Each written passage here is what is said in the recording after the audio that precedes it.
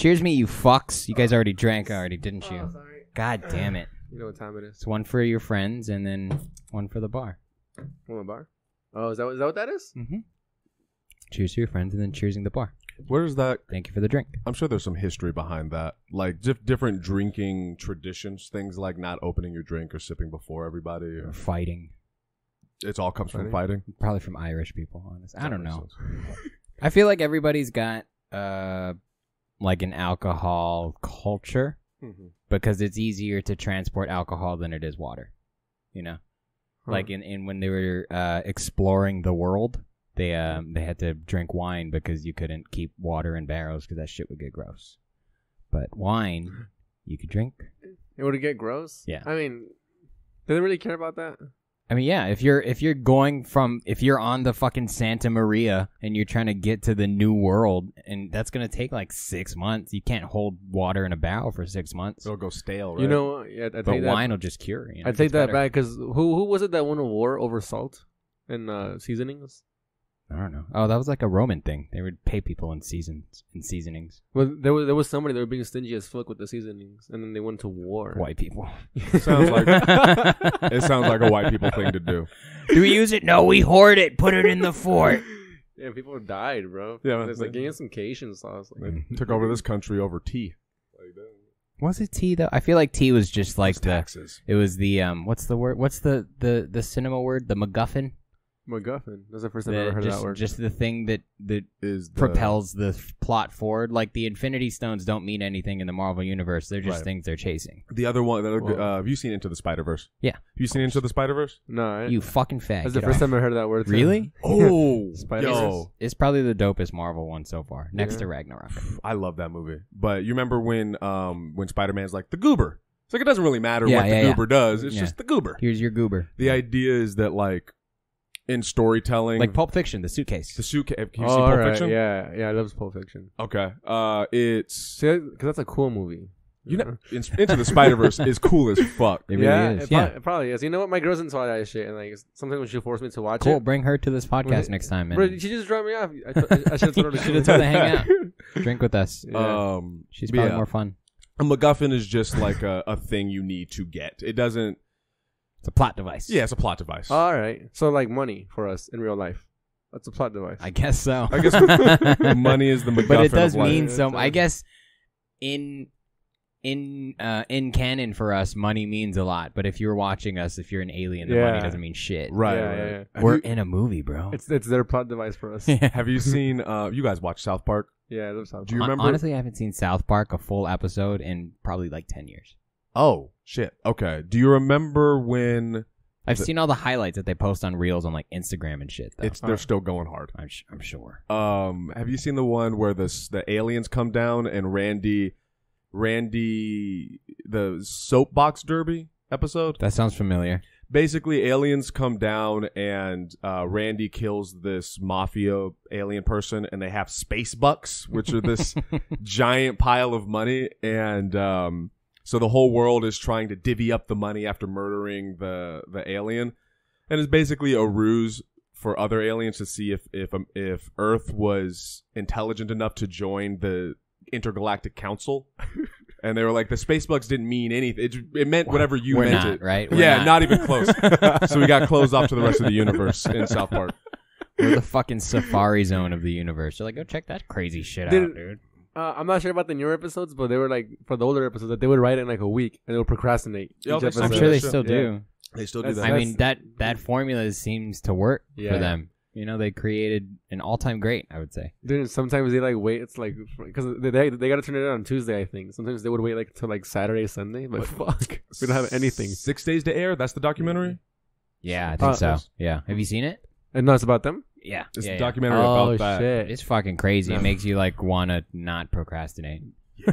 Oh shit. Oh god. You should. What is it on Netflix?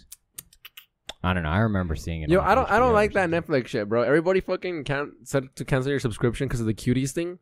What happened? I forgot about that. Yeah, bro. And then I canceled it, and like 2 weeks later, everybody's like, "Fucking, have you guys seen this movie on it?" And I was like, "I don't have Netflix." I was trying to follow the culture. Yeah, dude. For the first time, I was behind something. For the first time. What was that? Why was that the line for you? Well, kids shaking their ass? Yeah, why was that the line? You know what? Never mind. I retract that question. It's No, pretty I feel like self-explanatory. that's a valid question though, because that movie's not showing you anything that doesn't already exist on TikTok. In the world. That's pageant moms. That's fucking dance studios. Like what? But is it promoting it? That movie? Because are we trying to move away from that? I didn't watch it because that's how I vote with my dollar. I just didn't watch it. Yeah. Well, I canceled my shit. And that's fucking stupid, bro. You canceled it because of cuties. And then you know what, dude? The fucking and dude, and it's the first time I ever get like behind something, you know? Because and then like I was like, listen, actually, people have a point in canceling something. I'm like, I'm a fucking. How do you feel about cancel culture as a whole? Frankie Hoy, host of the Keep on Trucking podcast. Are we recording? We are. We've been recording. I was about to start being racist. You go, yeah. let it rip, Frankie. Let's hear about it. Don't worry, I edited all your racist statements out already. Yeah. All right, well, we're gonna have to edit some more out. Okay, so something like cuties would be, in your opinion, cancelable for Netflix. Yeah, you know what, dude? Honestly, I get these people, these cancel culture people, because I got hyped up about it too. I was like, yeah, let's get behind this. You know, fuck these fools. And then like even their stock went down. Like I didn't buy it. You know, and then it's fucking went back up like $100. I was like, I should have bought that shit. So for you, your line is kids sexualizing children. Yeah, that's fair. Oh, thank you. Sexualizing children and like rape, I guess too. I guess I should say. I watch Game of Thrones. I guess I'm pro rape, bro. Right, there's a lot of rape. I hear a lot of rape, a lot of incest. I tried watching that twice, but it's hard. It's hard to watch it. Like, are you watching by yourself? With my girl. Has she watched it already? Yeah, like she's like a huge Game of Thrones. No, I'm good. Oh, then you have to let her explain it to you. Yeah, she tries, and it's just like too much moving parts. Like I just like a one liner. Just give me a little joke, and then I'm happy. I mean, it's hard to think about any other show that kills off so many main characters. It's like and they do it for a budget. They're like, yo, you make it too much money, bro. I do respect that about it. Yeah, that's you don't know where that shit's gonna go. I like shit like that too. Yeah, because like, you don't see it coming. You're like, they can't kill me. Something. Oh, yeah. Well, dude, you should at least finish this first season then. Yeah, at the very least. Well, dude, and then I also have trouble like recognizing people. Oh. Like in movies and shit. With like, Game of Thrones, I felt it was necessary to watch it with subtitles. Because then they'll give you their name when they're speaking like off screen, and then you're like, "Oh, that's Varys. Oh, that's Daenerys." And then with the subtitles as well, you can actually see what they're saying, so it's not just like mumbled garbage in your head, you know? Because they speak with an accent, and they're like, "What did you say?" "Oh, he said Targaryen." Oh, it makes more sense now. Are those made up words? Some. Right. Martin did a good job of like bringing a lot of influence. Martin Lawrence? Martin, what is his name? J.R.R. Martin. J.R.R. Martin. The writer of Game of Thrones, which series isn't done in the books, but the movie or the show is fucking stupid. When is he done with the books? He was supposed to be done when the fucking season before the last season aired. And he was like, you guys are all gonna buy it, let's be honest. I watched that. The last season? Yeah. Well, the last 2 episodes. I'm like, she wanted to do it. Oh, it's fucking dumb. Because it landed That's a waste. Yeah, it landed on her birthday. So there was like a and huge... she was pissed, It was like a huge... I bet you dicked her down great because she was probably upset. Like, huh? No, I was flaccid the whole time. I was like, I don't get this. That's funny. Okay. Cancel things. I'm still thinking about that. Okay. So, like, molestation, children being exploited, that's a cancelable offense. Yeah, yeah. What's, like... outside of that, is there anything else that you're like, yeah, Netflix would deserve to be canceled, or this comedian would deserve to be canceled? Like, what is justifiable for someone to be canceled? Just fucking raping and kids, like just showing around kids shaking their ass. Because in TikTok, they do it on their own, you know, and then their parents are like, "What the fuck are you doing, bro? Take this shit down," and they'll take it down. But like, there's like a whole production team behind this shit. Did you watch Cuties? Oh, I loved it, bro. It's fucking hard. It wasn't the point to show that this is... I don't know. I never watched it. That's why I was asking. Is like, what's the context of the movie? Like, I'm not pro, let's have, little 8-year-old girls dance around in full makeup and just have that like it's fucking Girls Gone Wild. I'm not for that, but if the theme of the movie was like, isn't this kind of disgusting? Then it's... it's a different story, you know? Satire. Yeah, commentary maybe. Commentary. Yeah, you know, I think I'm also hypocritical because I didn't watch it. So I'm like those people at comedy clubs that just fucking read, you know, like the punchline of a joke that like You unsubscribed to Netflix before watching it? Yeah, I just watched like what a weird like workaround for him just being poor. That's fair. That's a good excuse to be poor. You're standing for a cause. No, I'm playing. Poor for the people. Well, no, I mean I saw the previews and like, you know, and but also my hypocritical side, the shit people were uploading on YouTube. Yeah. I mean, sorry, on Twitter. You know, just like, oh, have you seen this part? Yeah. But I mean, it's also to like take that out of context and be like, oh, look how bad it is. It was like, I mean, it's still a fucking 8-year-old. I think context. Okay, so like you know how I was saying, like even taking context out, it's still an 8-year-old. Yeah, right? yeah. I think without context, you can't kind of make a decision on anything. Like, okay, all right. Is it okay to talk about supporting, this is going to sound fucked up, but supporting pedophilia? Is it okay to talk about that, or is that cancelable? Supporting it? Yeah. Like to make an argument to support pedophiles, is that wrong inherently? I mean, I would say to make the argument, no, but like, to believe the argument, like for that to be your core value, possibly to be an advocate for this, like to have a TED talk about it. Well, I asked to be pro pedo. That's a little weird. It is very weird. I ask because Louis did it. You saw the SNL open monologue? Oh, dude, that's fucking great. But but those are jokes. But he made a point, and he made a point that was not genuine. I can't say he supports, because he actually said so. In the bit, he talks about how a pedophile must really like what they do, because there's no worse punishment than to be a caught pedophile in our society. Then he says it must feel really. He says like, I love chocolate. Like, I'll do anything for chocolate. God Almighty for chocolate. But if me eating chocolate meant I go to prison to get ass raped for the rest of my life, I would stop eating chocolate. And then he compares the two or whatever, and it's controversial. But it's also hilarious. Why is that hilarious though?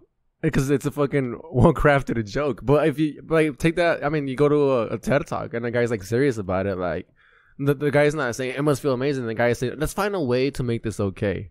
Like so, Louis wasn't saying let's find a way to make this okay. He was Louis' context is like, isn't it crazy? That's a thing. Yeah. So then adding context, if the filmmaker is showing this to say this is a thing that exists and it is bad, then I'm more concerned with the cameraman that we're who was like, I need to sign up for this. I need to get on. He was like, I'll work overtime. I got it. Yeah. It's good. Or the guy who created the trailer. Yeah. You know? Or the kids' parents that were like, you know. The parenting in particular is a thing. But like, I think context is key. And to say that, like you said that Louis joking, right? Yeah. How do you, obviously we know he's joking because literally it is a joke by structure, but it's kind of hard to tell people what their intent is. You know what I'm saying? Like in the context of a comedy club, we all socially agree this is where you make jokes. But if he made that joke at a barbecue, is it different? You know what I mean? No, it's jokes. Am I making sense? Almost. Yeah. You can keep going. I feel like there's one dot you're missing. We're almost on board. We're in line, bro. We'll get there. We'll get there. Yeah, we're Group B. We're about to get on the plane with you. I'm about to support pedophilia. No, it's not that. It's not even taking the pedophilia out of it. It's saying like telling someone what their intentions are. So, what was an example? I mean, I think with comedy, though, we have the benefit of making the world, which is a very complicated place contextually, into like 3 different variables that we use as a joke. The world becomes simple when you put it into a joke. Yeah. And it's the, like, you know, it's the juxtaposition, it's the contrast that makes it funny. And I think it's not, you can't explain to someone that how a joke is funny and then have them find it hilarious. They have to get it. Mm-hmm. And when you tell it, it kind of ruins it. And I think that's like, so saying it at a barbecue in conversation would be weird, but saying it at a barbecue as like your bit. Mm-hmm. You know, like you're kind of just going off the cuff. You've been making everyone laugh for the last 2 minutes, and it's another thing you're throwing in. Then it's fine. But it's like the context changes so much in real life that it's hard to say, you know, a certain spot, venue, or location is okay, but here isn't. And then also, I feel like a comedy club, that's what you went for. So you expect that at a barbecue. You could just see some wild shit. What the fuck are you talking about, bro? That's true. Until your uncle starts talking about pedophilia. He's like, hey, do you want to come inside real quick? I got some VHS tapes. Yeah, do you want to go get ice with me real quick? Bro, I'd be mad. I told that kid to come to my van. I'm like, no, but I got a van. I got fucking chips and shit. Speaking of which, you have chips. Yeah, I got little bags of chips. What inspired... Hey, let me eat some of these chips. I'm like... No, there's a real bag of chips in there. I'm so impressed by the... That's all my girl, dude. That's all my girlfriend. And I'm very impressed by your girlfriend because she went out of her way to make pretty quality bags. Bro, she goes out of her way for a bunch of shit. I don't deserve her. What inspired... Yeah, she's too hot for you. I know, bro. What inspired this decision? I know the feeling, bro. I get it. Oh, shit. Bro, and same. like the amount of support, like I get like that from dude. The only reason, like, bro, like she's like my manager, dude. Like she fucking like she like supports me and tells me like what the fuck to do. Like the only reason I don't break up with her is 'cause I'm gonna have to start, I'm gonna have to start paying her to just be around. Like no, I need you around. To fucking... The only reason you don't break up with her is so The you don't only have to reason. pay. It's a fiscal financial relationship. Jesus, dude. How long you guys been together? Almost 3 years. Almost 3 years, and then you're about 2 years? 2-3 years? No, we're like 3. Really? We probably got in a relationship about the same time. Oh, Wow. shit. We yeah. had a Disneyland date and everything, dude. Oh. Disneyland double date. I'm new That to was the crazy. game of the whole healthy relationship thing. So I know the feeling now of what you mean. That support, it feels nice. It's crazy. Like I wasn't trying to make. I think I was riffing on stage, but like you know when you're riffing on stage and it comes out fucking like true. Yeah. You're like sheesh, like no. I was saying that like when we met, like I don't know why she believes in me. You know, like Okay. like bro, I moved in a fucking van and then I'm not even that fucking good. I'm not, bro. Like, why do you support me this much? Like, bro, like I think she believes in me more than I believe in myself, which is insane to me. Do you think she sees something that maybe you don't? Like you're too close to the elephant because you're literally inside yourself? Yeah, the other day she told me that she would break up with me if I stopped doing stand-up because she said that she thinks that she's like in love with how much I'm into it and how much I'm. Oh, does she follow the buddy system? Yeah, I Oh, think good. so. I'm just gonna wait for you to stop doing stand-up then. So she's attracted to the drive you have. Yeah, I guess so. I guess that's what I like. I remember when you came on last time, you were talking about the soccer thing. I was impressed by that too. Yeah. He's a professional soccer player over here. Yeah. Don't you feel so like, Pathetic? yeah, next to Yeah. Frankie? You're like, damn, Well, you already lived life and now you're over here living in your van just for fun. No. Giving out bags of chips and shit. You have a ballsy personality, Living man. your best life. Ballsy. Yeah. No, I think it's just I was saying this to Alex, dude. Alex Belcon. What's his name? Bylon? Bylon, yeah. I was saying, I'm like, bro, it's not even about like doing. People are like, you gotta do what you love. You fucking do what you love. It's like not even about doing what you love. It's just do what you want, you know. And then like if you do what you want, you'll be happy. Did you get raised with that mentality? Yeah, I did. Which the other day I was running and I almost started crying. And I was like, Fag. bro, I've been ignoring this fucking mentality that my parents installed in me for like the past 5 years. Really? I mean, Yeah. it seems like you've adopted it. You went and you did soccer, then you did comedy, then you went and lived in a van. Seems like you've been doing what you want your whole life. Yeah, I think it's probably why I haven't killed myself, dude. You know? What do you mean then you have been, sounds like you just said you recently started adopting it more. I've been acknowledging it more. Huh. Because it's easy to forget, you know? It's easy, and then it's easy to forget and just go through the motions, like as a regular, you know, people that have like regular jobs and shit, Yeah. and they just go through the motions of life. I mean, it's the same shit on this side of it too. That's fucking okay. So in the bag of chips is a bag of chips. Yo, thought you for were- real, I thought- for real. Nobody else in this world has a case for their bag of chips, okay? Frankie Hoy is cornering a fucking market over here. You are a goddamn genius. When you said there was a Shout bag out of to your girl. She is fucking smart. That's her. That's her. It's a chip I have case, nothing. bro. I have nothing to do This with. is a chip case. Good for you. when you said there was a bag of chips in there, I thought you meant like, oh, there are. We took a bag of chips, then we Nope. removed I got it. flaming hot Cheetos in this sleeve. A literal bag of And chips. I don't know if I missed this already, but is the nutrition facts an homage to Fort Minor? Did you hear me? I literally said that. No, I was Bro. reading it. That's why I was like, this is funny. My girl, here, let me take a picture of that, dude. So just fucking the bag of chips. Which is better? Yeah, bro. Honestly, all I said in my podcast was a little bag of chips. Listen to this shit and let me know, and I'll give you a little bag of chips. And my girlfriend fucking, she did all that, and that's fine. I didn't even think about it like that as a case for my bag of chips. You're welcome. That's hilarious. They call me the name guy. The fucking faces on it and everything. This is good. That's a great breakfast. Flaming hot Cheetos. I haven't had breakfast. I'm like a real comic. You're drinking, bro. That's your breakfast. Oh yeah, That's 100 calories. We'll get some mariscos after this. That's like it's like an egg McMuffin. I think an egg McMuffin is like 400. So it.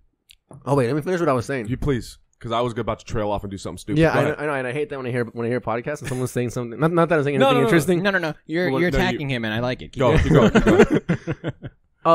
Just the same way that people go through the motions of life, like go to school, do this and that, just because they're told.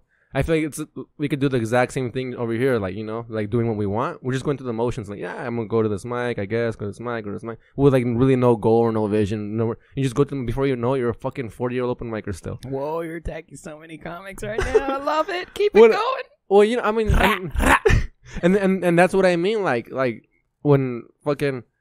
Like, I thought I've been ignoring that mentality that was instilled in me fucking for like the past, couple. You told me I needed that, dude. You told me I fucking plateaued. I was like, Jesus Christ, thank God. Pause for that. I felt really bad telling you that, but I know that you listen. I wrote 3 new bits after that. I know, but I was like, I could have said it better, But I know that if I tell you something that you hear it.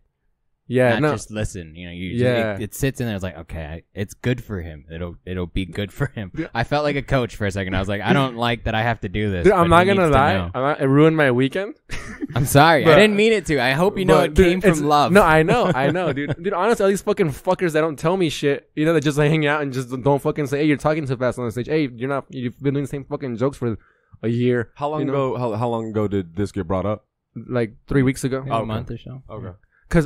And then ever since that, I wrote three new jokes, which I'm already fucking tired of because of that mentality that you fucking like threw on me again. And then I don't drink fucking during the week anymore. What's today's Saturday? Yeah. Today's Saturday. You're good. You're good today. You're good. No, or before getting on stage. Don't let a shitty comic change your life, bro. Just do you. Well, no. What? I was just giving you a note. Well, no, because I have these phases where I go at it hard and then I stop and then I'm just like just going through the motions just the fucking mics and then I'm like, oh no, I gotta get back on it, and then I go on it way too hard again and then I fucking stop. So like now I just wrote down fucking a couple of like small goals, like weekly goals, like all right, at least 6 mics a week, get booked twice a month, and fucking run 2 miles a day and just keep your fucking van clean, you piece of shit. It's hot right now to be running 2 miles a day. I bike or row in the gym, good. For 3 or 4 miles when I don't run. Yeah, man, how are you surviving right now with the heat? No, I'm not staying in the van right now, dude, because I'm moving to New York next. Yeah, I want to talk to you about that. Yeah, all okay. Right. So next week he's leaving. In November. So I'm trying to stay at my parents' house as much as possible. Gotcha. Since I'm gonna miss Christmas and all that shit, so I'm gonna just fucking hang out with them. And are you living in the van in New York? No, I'm gonna buy a Prius and live in the Prius in New York. Okay. For at least I want to say the first 2 months while I meet people out there, and then probably try to sleep on somebody's couch. Basically what I've been doing over here. This is I'm gonna be homeless in New York. This is why I'm so fucking impressed by you. That's the wrong word. It's the word for me. I'm speaking my truth. I'm sorry. I rescind your fag. I'll take on fag right now. I only get one per podcast. I'll put this in my back pocket. It is. Is it still Pride Month? Yeah. Still Pride Month. We're good. Oh, yeah. No, but that's fucking ballsy, dog. Like that's what? How did you come to that decision? That's you're scaring me. But I don't know how ballsy this is. That's super. How's it any different than your decision to go to Chicago? He's gonna because it's less organized and planned. It's more from the shooting from the hip. Yours or mine? That's not how it looks from my end. It looks like y'all both shooting from the hip. Bro. Dude, I'm very impulsive. This is like the longest impulsive thing I planned out. Really? Yeah, because I'm like, yeah, I'm just do it. And then once they say I'm gonna do it, I fucking like I'm gonna do it. I have the same thing, but for me, I started thinking about it about a year ago, and then I've been taking active steps along the way, like very deliberate steps. All right, yeah. And it feels more like you're going with the flow of things. And I'm trying to learn how to do that more. I don't never want to do what you're doing. But that's too much for me. But like I'm trying to learn how to go with the flow more of things. So like with me, it's very respectful. Thank These you, Cheetos are delicious. I just don't want the listeners to get mad at me. It's like when you're in the theater watching A Quiet Place and you want to eat popcorn, but you just can't. I'm digging through my M&Ms like, fuck. But like we have an apartment that we paid, which is really frustrating, but we paid the month prior before we go. So like we have an apartment out there. Yeah. We both have jobs that we're ready to do. Like we have a place to stay. We have it all pretty organized. Where it sounds like you said you were gonna sell this, live in a Prius in New York, and then just find a place to live from there. I'm not gonna sell my van. I wanted to sell my van, and then I was like, it has a lot of miles, dude. I'm gonna sell it for cheap and it has too much sentimental value for me. I was gonna say you probably emotionally connected to that van at this point. Yeah, I tried not to be, but then when I realized how many miles I had and how much I could probably sell it for, I was like, yeah, I'm not gonna fucking sell it for like 3 G's and shit. And then my girl was more sad than I was when I was gonna sell the van. But you plan on living in so your car. We could fuck anywhere in that shit, huh? You plan on living in your car in New York City. Yeah, I was looking. I'm so fucking retarded. Dude, I was I'm looking for apartments. I'm looking for parking spaces for rent. So, cause you know, like it's so packed there. Yeah. So I'm looking for parking spots to rent out, and I found some for like $200, but I'm trying to find some closer to Manhattan. Okay. Are you moving to stay? Nah, I'm just moving for a year, cause I just want to get the fuck away from. Honestly, I just want to let stand-up slowly consume me. You know what I mean?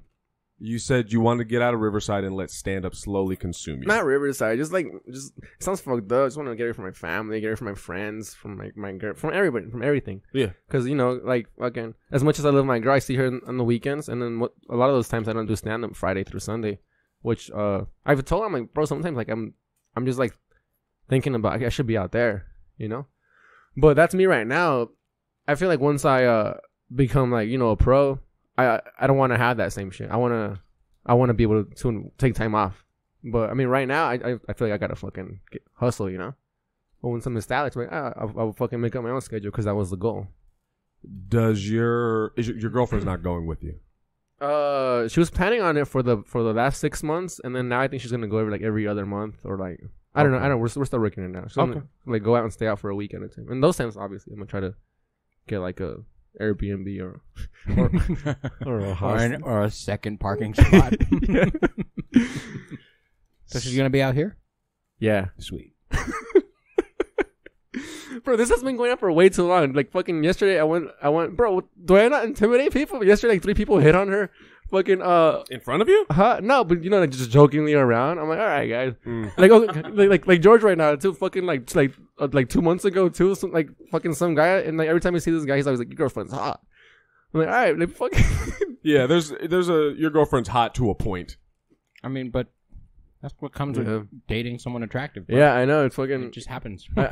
I don't know. Like, it's supposed to bring up your like security, but it fucking just makes you more insecure. Dating somebody hot. At least you're honest and self-aware. Dude, she fucked you while you're in a van. You're good, bro. That's insane. You can hit bankruptcy and she'll still buy you chips. For sure. Yeah, and put it in a bag and a bag and a bag. It's a fucking babushka chip doll. It's a little bag of chips. Is that what those are called? Babushka? I think so. Those Russian nesting dolls? Yeah, the Russian. Yeah, that shit. Is that what they're called? I trust George's. You shouldn't trust me for anything, bro. But do you have a job out there? Yeah, no, I'm comedy, bro. Yeah, I'm saving up. And then, yeah, I did. My fucking Class A license expires in, I was gonna say that, but like, let's be real. You do okay for yourself. Yeah, no, yeah. I you have a very low bottom line. Your budget's pretty, like, your maintenance fee is very low for your lifestyle. Yeah, I heard a rapper say that. And you have a good job. So, what was your job again? I'm a truck driver. That's right. So, I mean, I'm always on the road. So, like, fucking being on the road or just sleeping in the car, it's like nothing new to me. I've been truck driving for 6 years almost. And are you gonna renew your license? No, that's what I was gonna say. I'm not. I mean, I feel like if you're gonna do it, you gotta fucking do it. You know. I'm not. It expires in 2024. And then I think after next year, I'm gonna just anything I do is gonna be comedy related. What which is I'm nervous about it because I thought I would be way better at stand up by now, and I'm not. I know the feeling. Oh sheesh, bro! I should have fucking. What was it? No, because you decided to go to New York before George brought up the stagnation, but.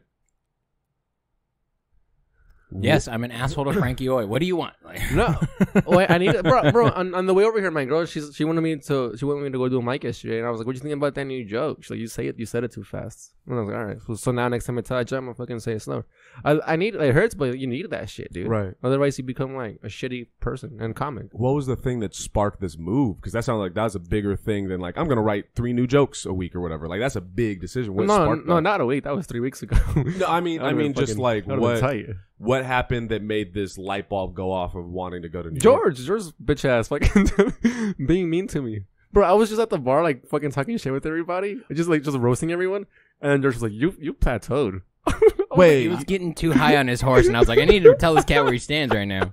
I was like, ouch. You decided that's when you decided New York? No. Oh my god. His new jokes.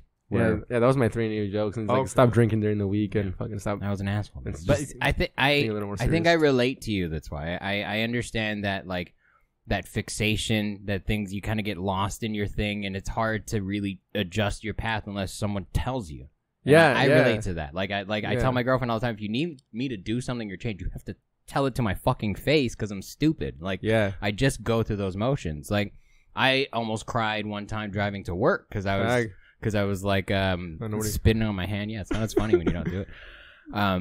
Because I realized I was going through the motions, but I also realized that like I moved away from home. I'm in California. I'm living my dream. I'm at a job that I chose to be at to do so that later tonight I can go do something that I love. And I was like, oh, that's fucking great. Yeah, it's beautiful. Yeah.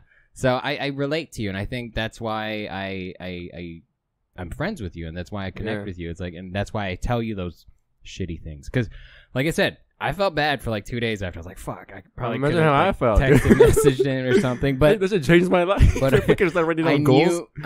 knew because that it would help me, And I think we're kind of the same person in that aspect. You're a much more accomplished person. That's no. I was gonna say that's a fucking compliment that you would compare me to you. Or gross, bro. We should fuck after this, honestly. We didn't. Did you forget already? Aaron, you can record. Dude. Aaron would join with his. No, I know that his fucking Thor's hammer. He's experienced. That's why I don't want him to. I don't want him to join. I want us to figure this out together. You don't want to follow him sexually. You're like, God damn it! I really got to clean up, huh? Shit. I'm a far better lover than I am a comedian. I'm surprised you have a shirt on today. I made the decision to come as janky as possible, so I would not have to take my shirt off. I took a shower today to come here, and then I saw you in shorts. Like I gotta go fuck myself. You try too hard, Frank.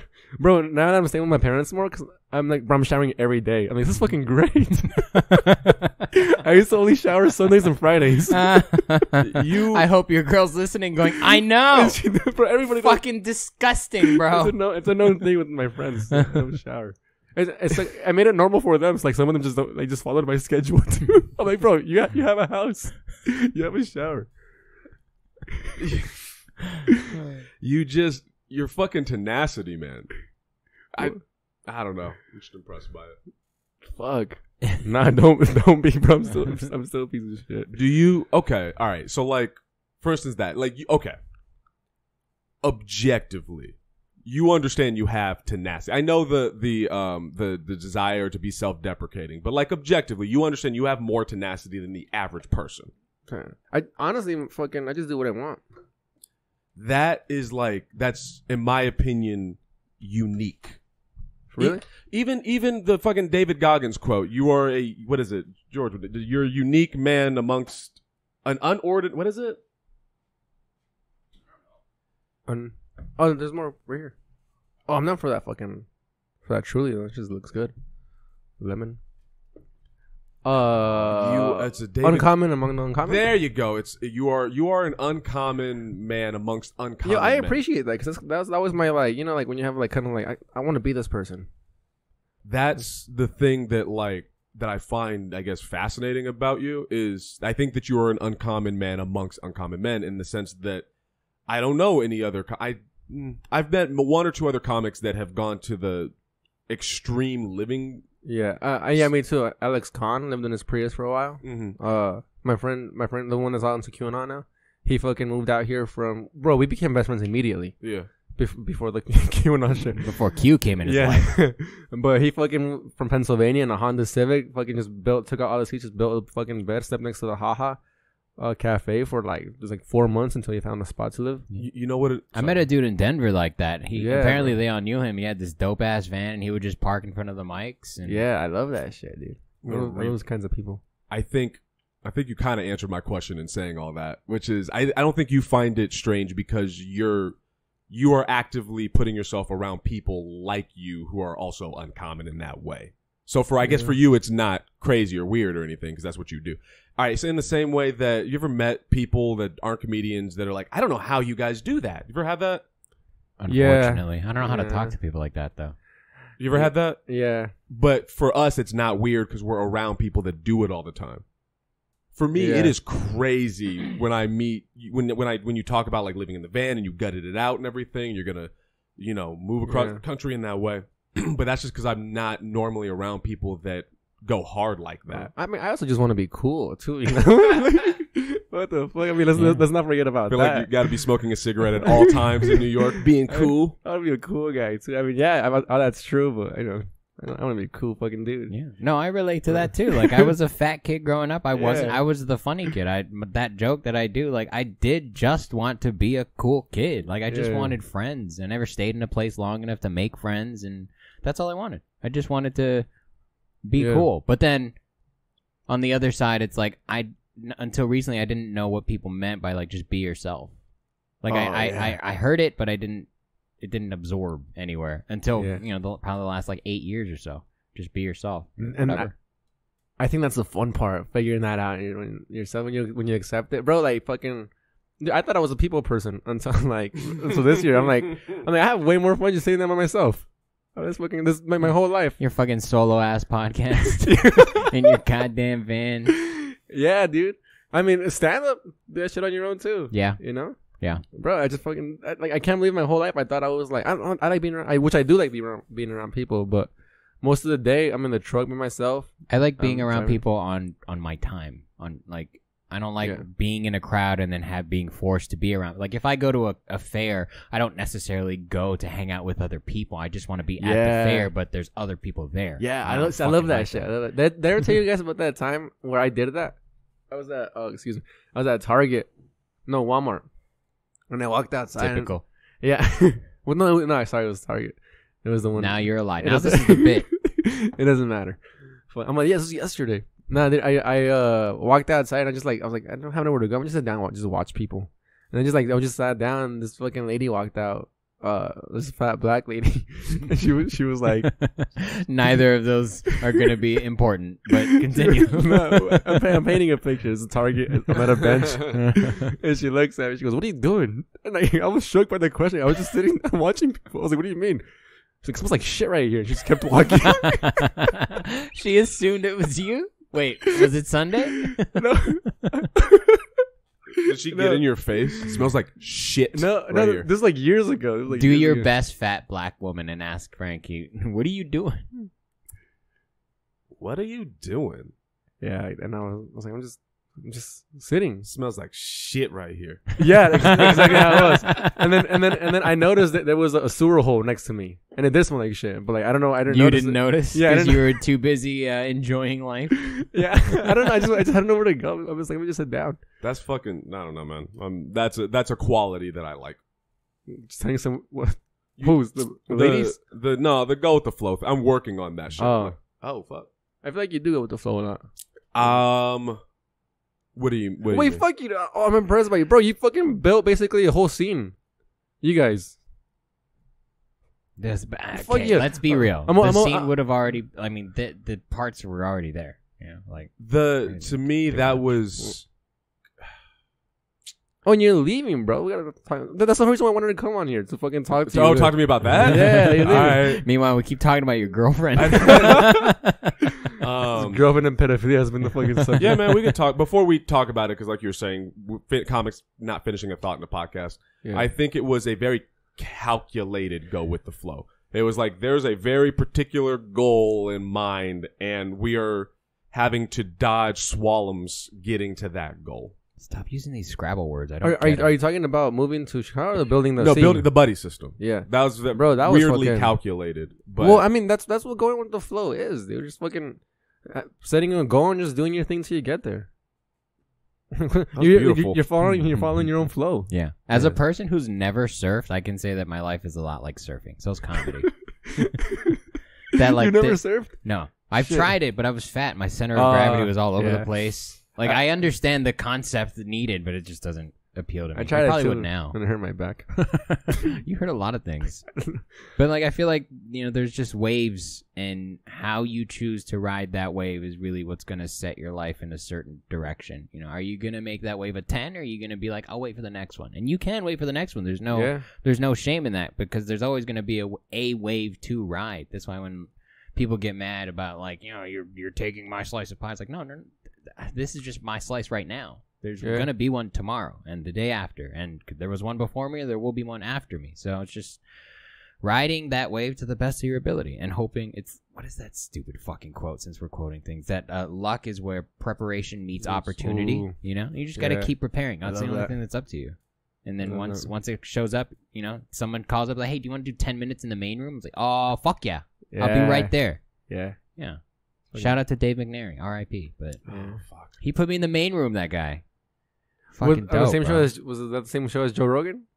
No, I don't even know who the headliner was, but he was late, and their opener was for some reason couldn't do more time, so they needed someone else to fill time, and so I just went up and I went home after, but I didn't get to see who it was. I was saying, and I'll say it again, dude, forever, that the only person that was happy that Dave died was Nick Laney, because he fucking never booked him. Like Nick rude. Had a voodoo doll. That's so rude. Bro, Nick hated him, dude. Bro, I never fuck Nick, dude. I love him. One time. What a weird sentence. You guys have such an abrasive relationship. It makes me uncomfortable. It gives me anxiety. Jesus Christ, dude! I was telling Nick, I was like, bro, it's not about the jokes. He wants to see your stage presence. Just like fuck the jokes. Just try to be cool. And then, but I didn't get to tell him. I was on the phone with Carlos, and I told Carlos that. And then I'm like, yo, tell Nick. He's like, oh, he's right here. And then he gave the phone to Nick. I'm like, Nick. And then Nick's like, haha, fuck you. And then he gave the phone back to Carlos. And then that piece of shit didn't get booked. I was like, fuck you, dude. And then Carlos did, which probably had nothing to do with me. But then Dave died, and then that was that, dude. I love Dave. I met him twice. He's a very nice guy. Very nice. I'm mad I never got to see his closing. Dude, I think legendary. I've spent hours of my life watching that guy's closing very bit, long closing bit. Yeah, the Ice House was like my go-to, like, because how long you been doing comedy now? Dude, 4 years. I don't know what you count it as 4 because we didn't do shit for like 7 months. You kept thinking about it, right? You never stopped thinking about it, so that's still mental work. You got to be mentally there as well, and not just have that stage time, And if you don't think about it, then you're not doing your job. I'm just embarrassed to say 4, at the level that I'm like, I should be funnier. That's how I feel, dude. Yeah, no, I relate, bro. I get it. I should be funnier, but around 4 years, like I quit every year. No joke. Like I'm not even like every year. There's like a week where I'm like, I think I'm done. I think I'm over this, and I'm wrong. Because I do it again and I have a good set. I was like, oh, shit, fucking chasing the dragon again. Here we go. Another 365 fucking days. It is chasing the dragon. But I was around that time where I felt like, I should be funnier. And that was like prime Ice House time for me. Where it was like, I got to get booked at least once a month. And that was like the Ice House show. And I would go there fucking 8 times a year. Goddamn. I'm surprised Dave let me come back so many times with my mediocre shit. Do you have any jokes you guys feel like are bangers though? Like that you're like, okay, this is a good one. I can't take responsibility for it, but this is fun. I feel like I've had them, and then like they kind of slowly fade away. You don't do any of them? I don't know. I just like get bored with them, and I feel like the crowd senses that. Which is like a professionality? Do you have a tight 10 where like if someone called you today and was like, can you show up and crack. Yeah. I would say I have a solid 8, tight 10, and like a loose 15. Dude, I don't. That's only funny because I see you. I know I know what a loose 15 would look like for you. A lot of A lot of you ever to drink this? Yeah. You start provoking the crowd. Fucking. Oh, you were there. There was this gay guy heckling me on Friday, dude. I almost showed him my dick. Yeah, I got annoyed with him at a certain point. I don't think I got his ass. What annoys me about hecklers like that is even if They're so protected. Yeah, like they even if you completely demolish him, his hubris, he's so in his own his own ass that like he wouldn't understand that he did not win the situation. Is this last week? Friday. No, fucking Friday. No, Thursday night. Yeah. You think you were? Okay. Yeah. He was gone by the time he went up. No, he had a great fucking set, which pissed me off, dude. Because everybody had mediocre sets, so I didn't feel that bad about my set. And then you went up and you did great, and I said, "Well, fuck this food," and I just left. I had fun. I haven't had a fun set in a couple weeks, so that was nice. But I don't think I had a great set, dude. Well, I mean, were you in the room for most of all of our sets? Aaron was. No, Aaron could tell you I fucking wasn't. how much we all did. I wasn't. It got rough at certain points. Oh, I had a great time. My girlfriend was like, "How was the show?" I was like, "That was fucking great. It was a great show." Richard Villa went up first, and I saw bits of him. He's reliable. He's very such comfortable. A vet. Yeah, very, very comfortable on stage. He's funny. And then there were points after that where I think he set a pretty high bar, and then there were points after that, right? Yeah. There were points after that. That's where, the goal, though, bro. Yeah. That's what you want to do. Oh no, I'm not mad at him. Fuck. I'm happy. Yeah. I'm happy. That's what I did did when I went to the improv. They're like, "Oh, we're gonna put George up first." Like, "Oh, okay, let's go. Yeah. We're about to crack. This girl's gonna bomb." She did. I love that shit. But I think that's why I like the. I mean, it's unfair too. It's fucking. No, I mean it is. I like that's what we need. That. Yeah, you're right. We need people to come in who set a crazy. You gotta run bar. uphill, bro. Like, Yeah. just be good. Yeah. If you're You good, know what? the show's good. If the show's good, the scene's good. Dude, I wish I was there for that to see him because I was taking it up in my van because I had a fucking. I know because after the show he had a good set. I only stayed for maybe the first half, but he had a really good set. Dude, I wish I would have saw it because I would have got fucking pumped. I'd be like, fuck that, he's not burying me. I'm fucking. But I mean, I was taking. I assumed that's how this whole show went, so I was like, "Oh, I just gotta come. I gotta come correct tonight." So. Yeah, no, I didn't even know he went up. I thought he was just hanging out. Yeah. Fuck. I mean, somebody should, bro. I would have fucking. Where else? Probably bombed the same. Where else can you get late night comedy? Nowhere. Yeah. I think it should be a fun spot. I mean, it's booked at a time where everyone that had spots already did their spots. Like, do you want to get another set in? And if you're a big enough name, you could probably drop in. Yeah. I know at least 3 people that I could probably message, and they'd be like, "All right, give me $10 and I'll do it." It's like, all right, cool, because it's such a late show. It's so fun. Did you? Yeah. I feel like when I saw you, you were having a good set, though. I was pretending. We were all pretending, bro. The dude in the corner, he threw it off hardcore. Yeah. Oh, yeah. I feel like I got his ass like twice though, but I'm trying to remember what I said because I dealt with that with the specifically gay hecklers, dude. Because like I feel like they're so protected by the audience, and you can't really go out. I don't know. If you're funny, it's like a fucking hot knife through butter, bro. I know, well, bro, dude. I'm not that. I gotta fight on how to maneuver myself. I disagree, though. I don't. You were saying that you're not that good at comedy, and I don't want to agree or disagree because I think that's a personal opinion at this point for you. But you're naturally comedic, where that you're waiting for something that you already have. Like, did you see what's that fucking the movie where the jazz guy he died? Soul.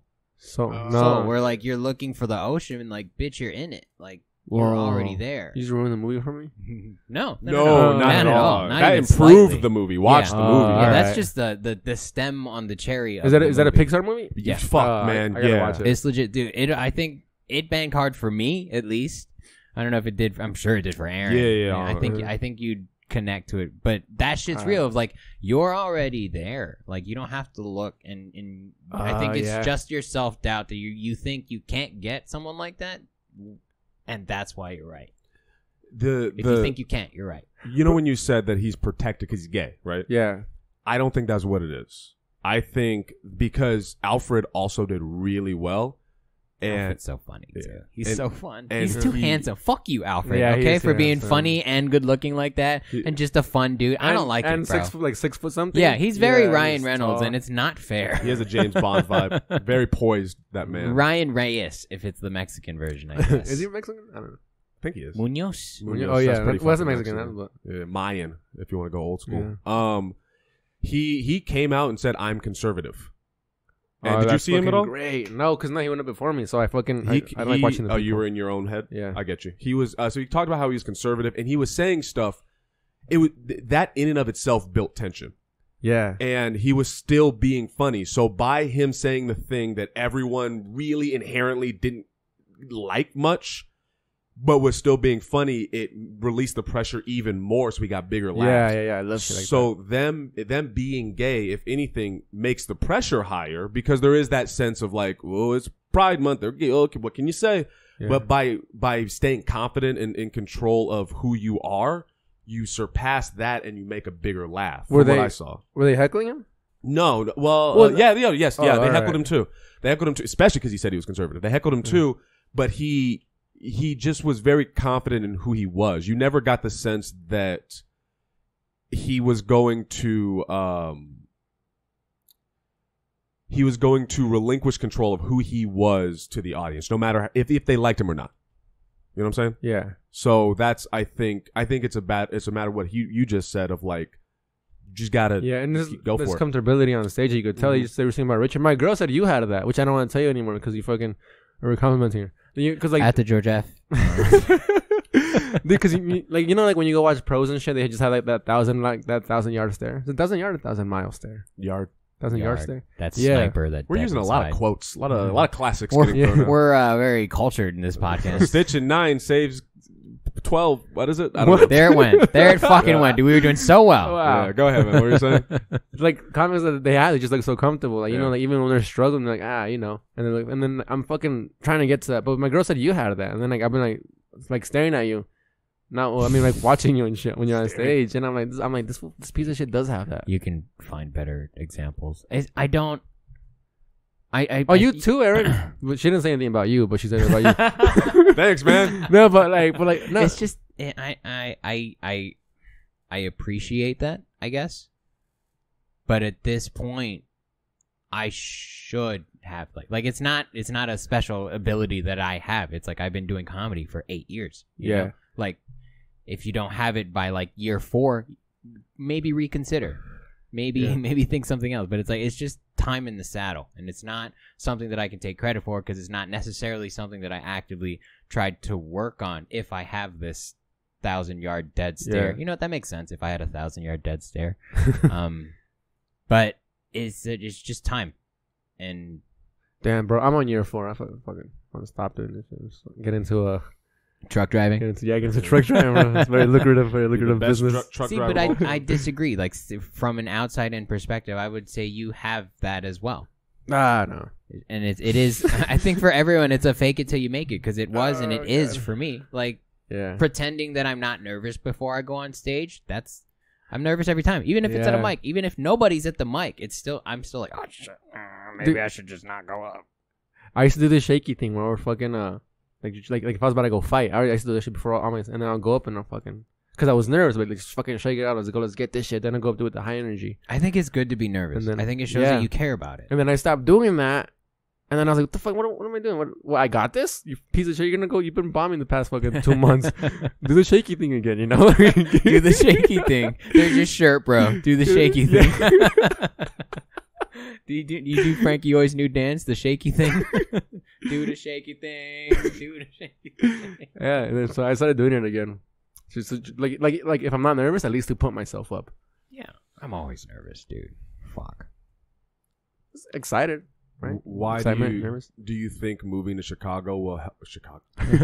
Why do you think moving to Chicago will help my comedy career? I literally projected Yeah, my.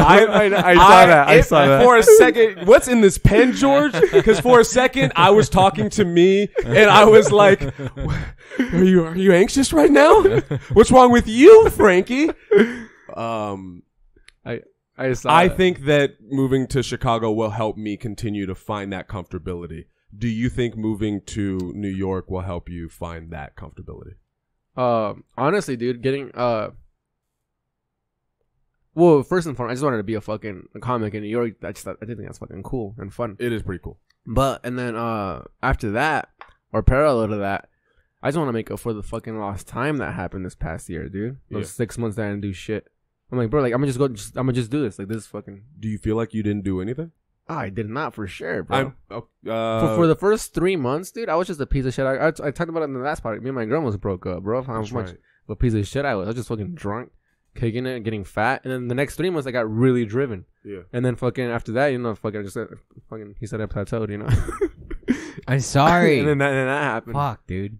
Okay. I know you said you wanted early on. You said you want to talk to me about the moving thing. Yeah. What I'm kind of doing is I realized that quarantine helped with a lot, to just sum it up. And so I'm almost trying to recreate a new version of quarantine, a new type of pressure cooker. I like that. Does that make sense? Yes. Yeah. So like, that's what I'm doing. That's it. I'm getting the fuck away from everybody. Yeah, that's what it's like a And it's nothing personal against the fucking people that I know and love and fucking hang out with. It's more of a me thing. Same. It's like George. Okay, this is one of the things I like about George. He hurt your feelings, right? You felt, initially, but then it came out for the better. Right. So George hurts my feelings all the time. Lucky. and one of the places, and I drift back and forth between it at this point. And it's a matter of how present I am at any given time. Right. The times where he's hurting my feelings, I've come to realize are when I'm not present. So George is in George's world, and correct me if I'm wrong. So you, at any point, correct me if I'm wrong, but George is in George land when he is existing. Like he pause. Yeah. This is George Land. We are. You guys are in my story. There's plenty of Disney shit hanging everywhere. We have Mike Tyson book. Hold on. What else is Super George? I am main character vibes. We have continue.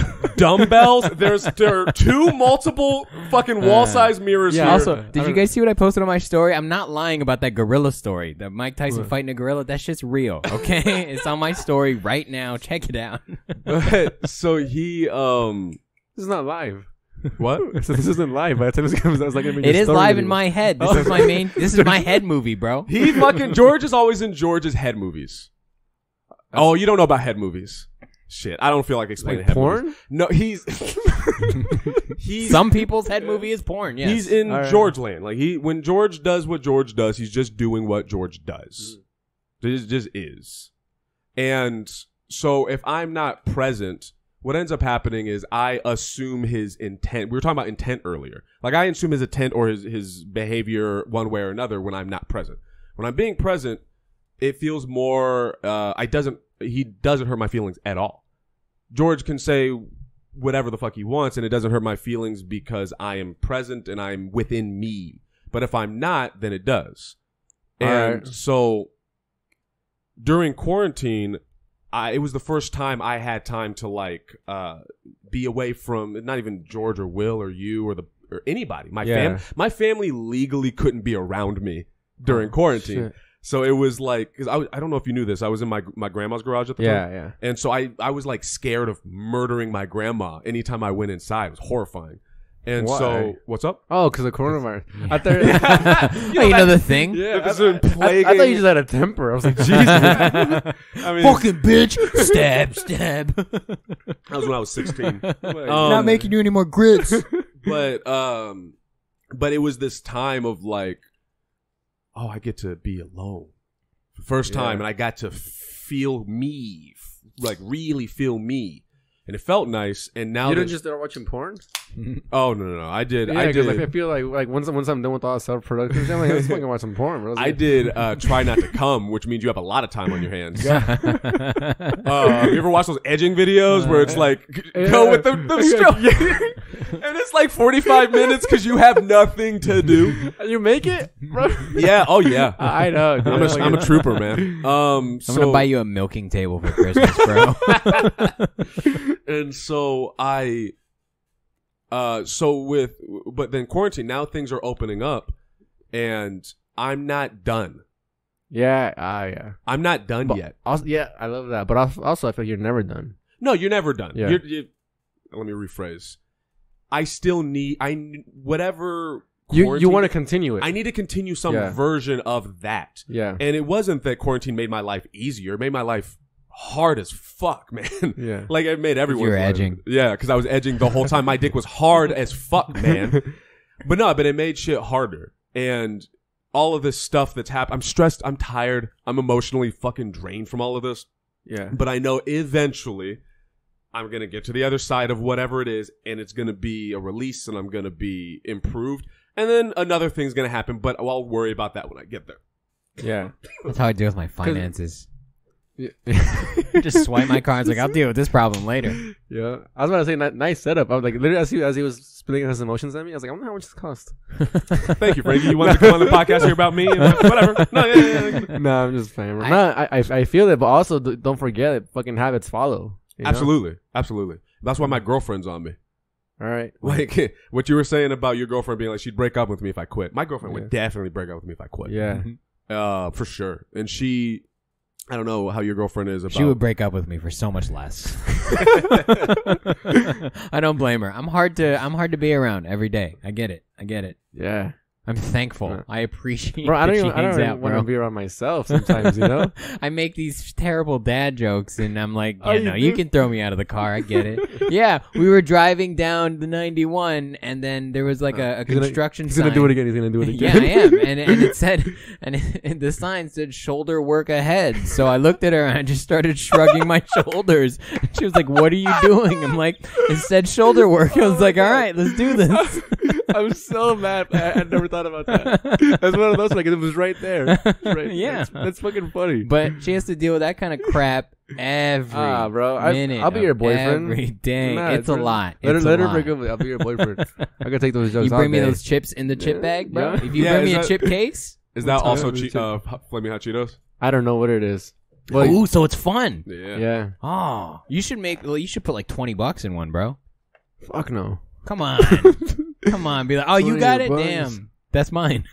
No, because I give it to I give it to people that I don't know. I like to get, and I'm like, yo, they'll be like, oh, I'm just subscribe to the podcast or just subscribe to my YouTube channel. So I get money eventually. You know, I just bribe people with food. That's how the politicians do it, bro. Yeah, with a little bag of chips. Dude, right now when you said that, the shoulder work ahead, it reminded me of Brody Stevens' joke that I don't know. It's one of my favorite jokes. He says that his uncle molested him and he got 30 years in prison, and then he goes, it would have been 15, but we were in a construction zone. Because fines are doubled in construction zones. Oh. Yeah, that shit went way. That's fucking hilarious. Well, you don't really drive that much, do you? I drive a lot. Oh, shit. I just don't think about construction zones. I don't care about the law. I'm always in the right lane because I'm super stoned. And I'm just reading signs and billboards and shit. Bro, all I do is fucking drive. Yeah, oh, I interpreted at a truck training facility. So I got to learn a little bit about what you guys... Was it safe with the air brakes? Weird. How do you sign y'all? The best is not going to be funny. I want to find a funny equivalent. Let me think about it. While you think about it, I do have a question for both of you since y'all's leaving. Yeah. I'm so sorry. Is a part of you scared that you're making the wrong decision? Oh yeah, you know that J. Cole fucking lyric. Good news says he came a long way. Bad news says he went the wrong way. Yeah, dude. Boy, yeah. Yeah, I think about that shit all the time. I'm like, should I even be a stand? Do you have, Frankie? Do you have similar fears as Aaron that like the scene's gonna pop after you leave? You know, like when you graduate or when you leave 6th grade and then they put up a new playground, you're like, oh, now everything's nice? Yeah. Should have been there when I was there. Well, I'm coming back after a year. So I mean, if it does start popping, I'm gonna be back. For me, it's because you're going out indefinitely, right, Aaron? I don't know. I'm yeah, trying. That's not what I'm to, saying. Like you don't have a not that you don't have a plan, but like you don't know how long you're gonna be. Right. out. I don't know how long I'm gonna be. I didn't say I'm gonna be here for a year. I don't think a year's long enough, so it'll probably be longer than a year. Oh, because you got problems. Because I got problems, and because I don't want it to feel like I ran away. There was a I'm gonna try to get all the way back, so we'll see how this goes. But I was watching the Flagrant podcast with Andrew Schultz and the other guy, Joe Rogan. Got it. yeah, and they were talking about the Jon Stewart thing with Colbert. Did you guys see that? No, you didn't see the thing that came. No. Jon Stewart went on Colbert and basically did a whole thing about how he believes the virus came from the Wuhan lab. Colbert's a very liberal-leaning, leaning. Yeah. It is in the liberal world of media, and so that's a no-no in that world. But he out-comedianed him, and it really showed. Yeah, you guys should watch it. You really like to watch the dynamic there. And they were talking about that's some fucking Sith shit where you gotta kill your master to become the master. It was interesting to see that dynamic because Colbert's he's good. Like he's real good. He's got that character in. Seeing him get shook was like it was interesting. And so they were talking about Jon Stewart and how, you know, when guys are like, I'm taking a break, but then they come back a year or whatever. And they're like, no, he's very sincere about that. He was gone for like 8, 7. He would pop up every now and again, but he was gone. And so I'm doing that. Like I am trying to, why does this shit feel like it's wiggling constantly? I'm trying to. He's talking about his dick. Only when you guys are on. But I'm trying to do that for myself. Like I know I need that, whatever that is. And then as for the fears, as it gets closer, that dissipates more and more. So like it started off with I'm gonna do this. Fuck, it's all it's happening now. The lobby's a thing, Placida's a thing, Zero has his thing, and Pomona that's eventually the fucking thing like we were talking about for goddamn 4 years is happening. And then the other part of me, and that's what I was feeling before. And now as I get closer to the move, it's starting to feel more like pride. Like, oh, fuck, it worked. It's like working. Yeah. And then the part that's even deeper than that is what if I leave and it falls apart? And then there's the part that's like, well. I hope it does, honestly. I'm kind of tired. I'd like to take a nap. But then there's the part of me that's worried about that. And then past that, it's like, well, it's out of my hands. So it's layers and I'm getting to it's out of my hands, but I'm just not there. And I know it's just going to take time. Yeah. I've accepted that. Because after you guys are gone, it's going to fucking crack. Trust me. Like, well, you guys, just him. I'm just a patron. But no, you're leaving in November. December, it's going to be lit, bro. Shit. I'm coming back. That's the other. I'm excited to visit in the summer. I'm excited to come back. I'm excited to see everybody, like, see how much better you guys get. And then you guys we're going to have some definite hitters that you don't even know. Yeah. Yeah. That's my favorite part is like these new cats that come up. I'm like, damn, why are you so fucking good, bro? Yeah. Fucking, what the fuck? And I'm really, really happy that Luis, shout out to Luis. That kid's funny. Have you seen Luis Garcia? He's very funny. He's been at it for a little while, but he's good. He's young. Yeah, young guy. Is it the fat? Yeah, the fat fuck. Yeah. No. Luis, when you listen to this, just know that Frankie. Listening. If you ever listen to this, Frankie thought of you as the fat fuck. No, it's a fat guy. No, with his girlfriend. Yeah, with his girlfriend. He's underage. Yeah. That dude putting it in work. She's underage. No. He's only underage for like a month or two more, but he's got to wait outside before it's set. Yeah, like Jonathan. Oh. Yeah, like Jonathan. When Jonathan, right. Jonathan turned it into Rascal. Yeah. Yeah. I don't get that reference. Oh, he was like, yeah. What? Well, no, because I thought you said he's getting good, but then you said that. I nicknamed when I first met him. I nicknamed him Johnny 2x4 because of his dick. Yeah, yeah. That's what I assumed. Because he has that hardwood. Surprised it's that light. And then now he's gone through a lot of changes. And he's like, yeah, a lot of changes. Now I made another nickname for him, which is Rascal, and it's his evolved form from Johnny 2x4. Now he's Rascal. And, you know when he's like, I'm trying to be a real nigga. Is this Pokemon or Digimon? Because if it's Pokemon, he's got one more evolution. If it's Digimon, he becomes a robot. So. It is Pokemon. Okay. What's his last one? Jonathan. He's not going to hit that till like level 72. It's going to be a while. It's going to be a while for him being Rascal, but eventually he'll become Jonathan Tynes. JT. Yeah. Oh, shit. Or JT. Yeah, actually, that's a pretty good one. JT. Eventually, he'll earn JT. Or JT Tynes. But he... That's cool, right? Yeah, Like, no. What? That's not cool? No. The His JT middle name Tynes? is Cameron.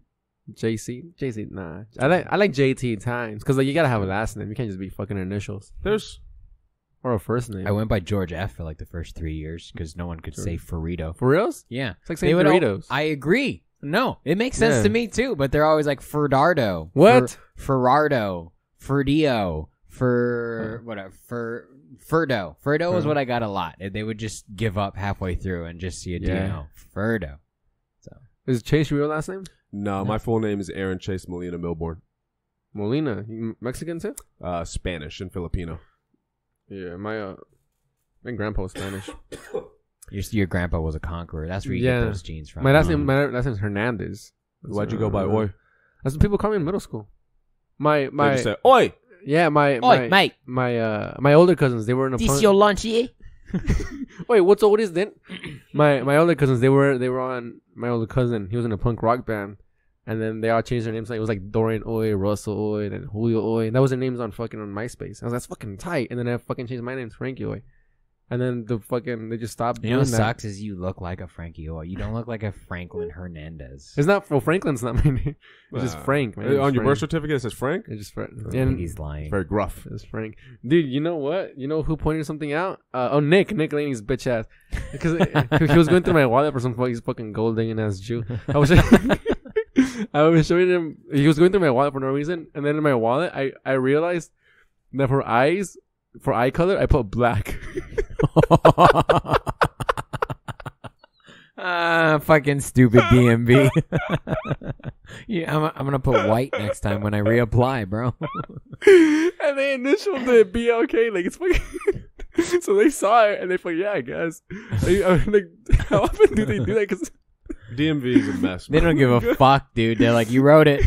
That's you. What's more hacky, talking about the DMV or talking about airplane food? You know, I want someone to do both well. I think there's a nice way to do it. Pete Correale does airplane shit well, like really well. Yep. By the way, airplane food during the quarantine, like right at the end, they give you like free food. They're just happy you're flying. Like they're like, thank God you put money in our wallets. Here's some fucking food.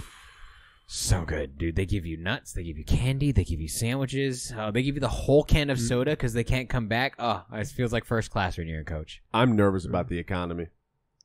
Oh, yeah. I'm not. I'm nervous about stand-up. I help a lot.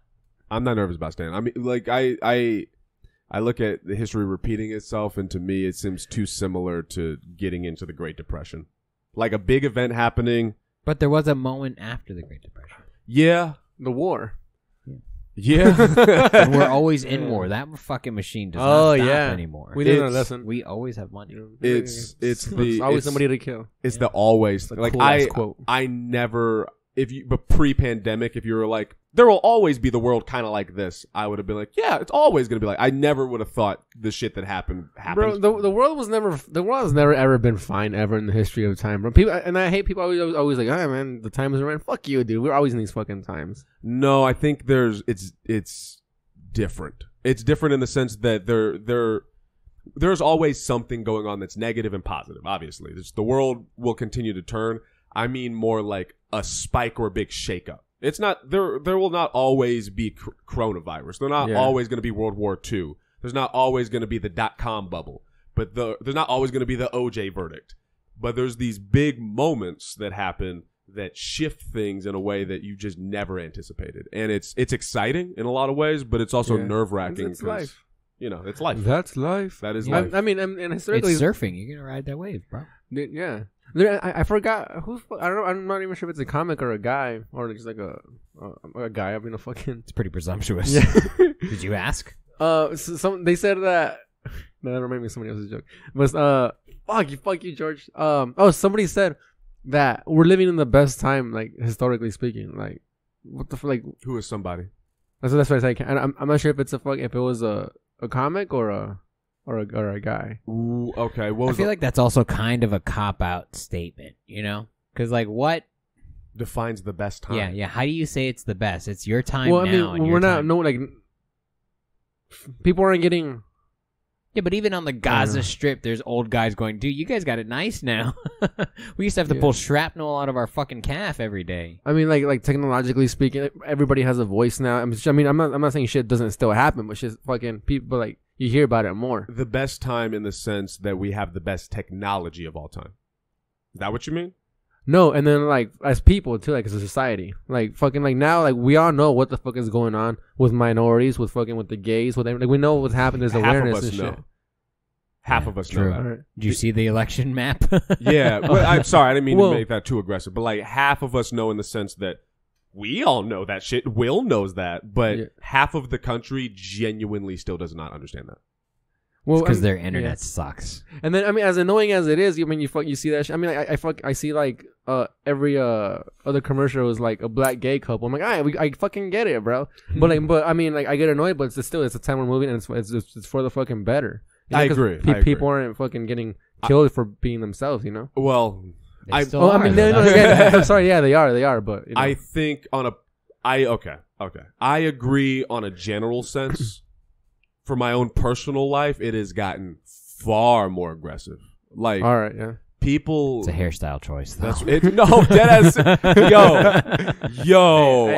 I fucking. I can see why my mom was like, "You're not getting braids as a kid. Like, you're not doing that." You remember being 9 with braids? Fuck. In the 90s? Yeah. No. Oh my god. Pre-step up? Fuck. Nobody respects. When dude, the heat has been turned up. Like, I can't go to certain shows and just be a person because people always. All right, yeah, dude. Fucking, you're stop fucking... going to Klan rallies, bro.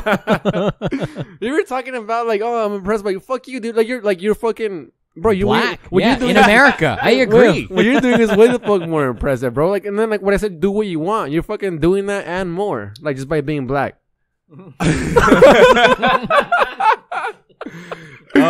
Yeah, like, bro, I chose to live in a van. You know, I'm choosing to fucking go here and there. You chose to grow your hair and fucking get fucking punched. Maybe, you know. I know what you're saying. Okay, I'm doing what I'm doing despite the very serious danger. You're doing what you want, and in a fucking level, I don't know if fucking like you are where you want to be because that's exactly where you want to be, whether you admit that or not. I admit that. That's a fucking Earl great guy, Earl Nightingale quote. But I mean, as aggressive as it's getting, that's you. Yeah. Yes. It is just that I agree with what you're saying. It's just it took me having to snap to like get to that point, and that's disturbing to me. Like, we had is it crying? Paul Meserlian. Yeah. We had Paul Meserlian on however many months when the pandemic was a lot higher and I was way angrier. And he was talking about like, would you rather, if you're given the option, would you rather go purely logic or purely heart? And this will all make sense eventually. Promise. Yeah. I promise. And so, he said he would go logic, and I said I would go heart. To me, first off, you need both. You need to be logical and you need to have empathy. But if I'm going to be forced to make a choice, I'm going to force to go with my gut because I've been going with logic my whole life. But what I've realized is that it's white people's logic to the world. You know, I think that anyone who's a minority or a woman or gay or whatever the fuck, there's this homosexual. Excuse me, I don't want to be offensive, but there's this gut feeling you get when someone's being racist. Do you guys ever feel that when someone's not? I felt it for the first time in Utah. What was it like? This is weird, but fascinating, actually. Yeah. To be seen in a different lens knowingly. Yeah. And almost unapologetically. Mm-hmm. It was, I was like, I'm not really a person to you right now. Right. Before I keep going, have you ever... In Mexico the most. Really? What happened in Mexico? Yeah. Every time I go. But no, and any Mexican from here will tell you that was born and raised here, you fucking feel it over there. It's you feel it. Yeah. Right? So that's a heart thing. That's a feeling thing that is not... when you hear facts, not feelings, it's like, well, you don't need to feel these things because that's not what's necessary for your survival. So these people, I've worked on white people logic of like, well, you are approaching me and you're saying I am articulate. That is a compliment, and logically I need to assume it is a compliment. But deep down, I always felt like there's something else here when you say that. Or these people who keep approaching me, they're always these old fat white dudes with the same crew cut, the same voice, the same needless same hood. Yeah, like it's always the same cookie cutter person who approaches me and tries to prove to themselves they're not racist. I don't know, like they're probably also gay. Yeah, they like pull your dick out of their mouth. See, I like black dudes. I'm okay with it. Like every time they're like, "Hey, man," they just single me out. They're like, "So the Lakers, they did the LeBron, am I right?" And he's like way too close to my face. Yeah. And basketball, right? Basketball. And I'm like, I actually don't really watch basketball. You guys could connect over the Wizard of Oz because he's obviously gay, but Wizards, right? We're wizards. And so that.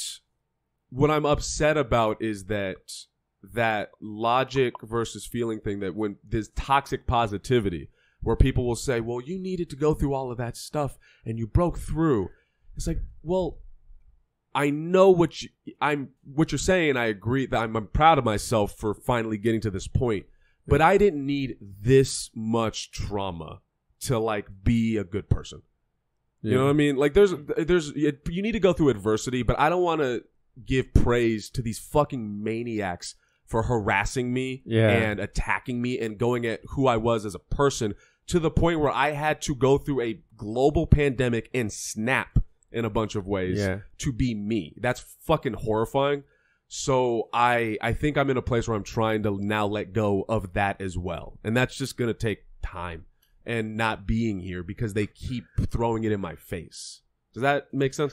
Yeah. Okay. That was my long, stupid rant. I get what you're saying. I'm not going to say I know what you're saying. I get it because I'm me and you're you. So, yeah. But I get it.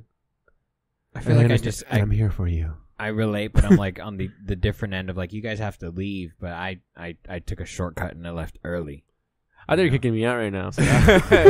Both of y'all get the fuck out of here. Go back to George movies are done. Get out. I'm trying to watch Mike Tyson. Aaron, I don't agree with anything you said. Fucking you guys got to leave. But that's sorry. You were gonna say you left. You did. No, but yeah, that was my shortcut. You know, I got to California at fucking 20, and so I put myself in that position. I don't think I ever felt that real like away from everyone until like I broke up with the girl that I was dating, and I realized that if I died in that room, no one would know for probably 3 days. So it started smelling bad. I think about that all the time in my van. Yeah, like if I die, someone's gonna find me, but it's not gonna be for a little while, and they might not have a way to call my family. Like my family might not know for a week, and that's when I felt like the loneliest. But then when I was like, oh, this is all on me. I got very driven, and I was like, oh. I was wasting time then if I'm just hanging out, just working in a warehouse for 6 to 5, that's getting some overtime, going home. I mean, anybody that does that, I mean, fucking Jesus Christ. I mean, anybody that does that, I don't know, by choice, I guess. She's the fucking. And I don't get it. I was hitting my friend. I was like, bro, I don't get these fucking people that they just don't do what they want. And he was like, bro, not everybody thinks like you. Yo, I was talking to Bryce about that this morning. We did a film favorite. You guys should watch The Others. It's a very good horror film. Mm-hmm. But I think 2001. Anyway, I was talking with him about that. About like, have you seen Fargo season 1? No. I seen Fargo the movie with Steve Buscemi. Fantastic movie. It was hilarious, dude. You're a sick son of a bitch. If you've ever seen Fargo, then y'all know it is hilarious, but it's fucked up. But in this show, this isn't spoilers for it, but there's this poster that has these fish, and they're all yellow except one's red. The yellow ones are going this way, the red one's going the opposite way. Then it says, "What if they're wrong and you're right?" And that's such a weird feeling because I think you're being uncommon amongst uncommon men. Yeah. Like what we're doing is so uncommon that sometimes I feel like I'm the crazy one and they're right for being for lack of a better word, boring.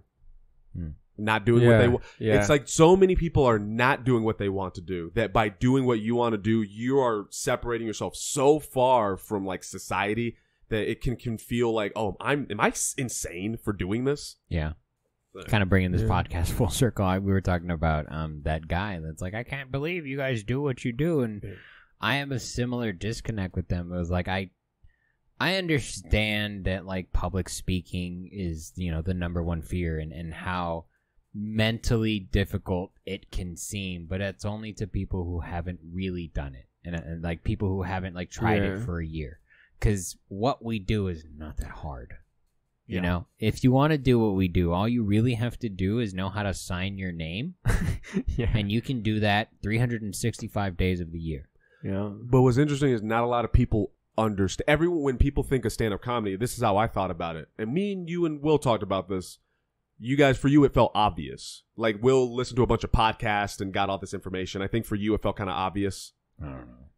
See, there he is in George Land. I like lightsabers, guys. I don't know what you want from me. What were you saying? Sorry. That to do what we do, well, you go. Will, I'll use. Oh, he listened to a bunch of podcasts? He listened to a bunch of podcasts. He downloaded the information in his very white brain, and he was like, I can do whatever I want. And he was right. Yeah, there you go. And hosting the Ontario Improv open mics. But he was like, well, obviously, you go to the open mic and you do, obviously, to him. I had a conversation with Holland, William Bradford Holland. Remember him? Yeah. Yeah. He's one of those like, well, obviously, you do that. Obviously. Yeah. Why wouldn't you? Obviously. And it's like, that's a certain thought process and a certain way you're raised to think that way. Yeah. But most people think of stand-up comedy as like Netflix specials and they're this big thing, and they don't understand. Like, they're right. No, we all have those. Yeah. Most people don't understand. You just sign up. Like, I've had people come up like, hey, how do you get on stage? Like, what do you need to? Do I need to talk to somebody? Do I need to get an agent? Like, how do you do that? And it's like you literally buy a cocktail and then write your name on a fucking ticket. Buy a Coke. Yeah, we let crazy people buy get a bottle of water, bro. Man. So yeah, most people don't realize that, and it's strange to me. Yeah, and I think it's just an information availability, because the in between, like when you watch the NBA, you know and you understand that this team still has to practice. They still show up during the week. They run their except drills. for Allen Iverson. Yeah. He's got dope shoes though. He doesn't have to practice. Those and N1s, super sick. But like with sports, N1s, the N1 sick. Yeah, I never heard of those. Yeah, fuck two words dude. in the same The sentence. N1 mixtape tours, dope as fuck, bro. You've never heard of N1? Hot sauce, an Escalade. I saw somebody the wearing professor.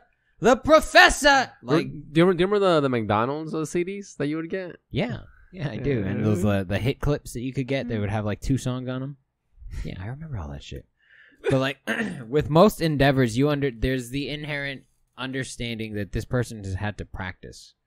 And with comedy, for some reason, that doesn't exist because no one really had an opportunity to show it. No one was showing you, the comics that show up week after week, day after day. They wait 2-3 hours just to go on stage for 5 minutes. No one showed that. Yeah, and so, like, with Aaron leaving, that's the slight pivot that I've been trying to take with the buddy system now. Is like, I think that's what's important. I think people should see that comedy's hard. It's hard. It's easy to do, but it's hard to do well. Yeah. And so that's why I've been trying to show more of like behind the scenes, more of the lines and the people waiting in line. Alex is doing that. Alex Bailon. Yeah, he fucking followed me around for a week. Yeah. I mean, honestly, like we got together a long time ago, and I was like, look, you're into this. When you're around, I need you to film everything. Just put stuff together. Did he? Yeah. He shot our special. He's been with us since like day one almost. Just shooting shit. He shot his fucking headshots in the goddamn alley. Like he's gonna he's been taking pictures of me too. Yeah. He's gonna film when he's gonna show up the day I actually leave and drive away. He's gonna film it. Yeah. Nice. Yeah. It's wild. He's got ideas, but it's like we're collecting that information because, like I said, nobody else is doing that. Like when you say like, oh, you guys built a scene, but it's like we not necessarily. Like everyone wanted to do comedy. There was the means to do it. We just don't. No one else was. Yeah. And if not us, then who? And I've told you guys, dude. Fucking, you guys saved me a bunch of money on gas. Save me a fuck ton of gas, a fuck ton of weed. That first year, I was like, yeah, dude. As much as I complain because I'm a negative Nancy, I'm glad that we did all of this and give ourselves like a place to fucking learn how to do this. I thought you were saying give yourself a round of applause. I almost started clapping when I saw that. We don't deserve that. We don't deserve Dude, that. all that I guess I saved in the first year, I fucking spent it all this year in the fucking van, dude. Yeah. Because I was meant to live in LA in the van, and fucking I came back to Riverside and just Driving back almost and 40 fucking bucks a day almost sometimes, dude. When I do shit like that, It's crazy. it's a bomb. It's the bomb. Yeah, dude. No, I said to bomb. Oh, I thought you were saying it's the bomb, like it's the 90s, no, bro. fuck. What a fucking throwback. It's the bomb, bro. You should really try it. Some of these Slim Jims. When Bylon's done with the documentary, I hope we'll see how he makes it, but I hope people finally get it because people will say, Well, it sounds like he's never gonna be done. What do you mean? Not that he's not gonna have a product, but like this is kind of just a Thing he does. a passion project for him. Like, you know, he's done comedy. He knows he How hard it understands it and stuff, and he's got a special skill set, and I think he enjoys being around comics. Not being around comics, but like what the scene is, what it offers, and I think he enjoys recording it and just showing it. Like this scene's, when you and I are gone, it's still gonna be here now. Yeah. Exit through the gift shop. There's too many. Yeah, there's too many people doing it. He definitely loves being around comics, dude. Because like when he was following me around in LA and San Diego, he'd be following me around. I'm like, what the fuck is he? Just recording some random people's conversations. I'm like, bro, what the fuck? You don't know them. He's really good at being sly. Yeah. You forget he's around, and then all of a sudden you're like, oh fuck, that was a camera the whole time. Yo, but I know that a lot of people, like we're always like, it's hard to describe what this process was like. Yeah, because nobody shows it. Yeah.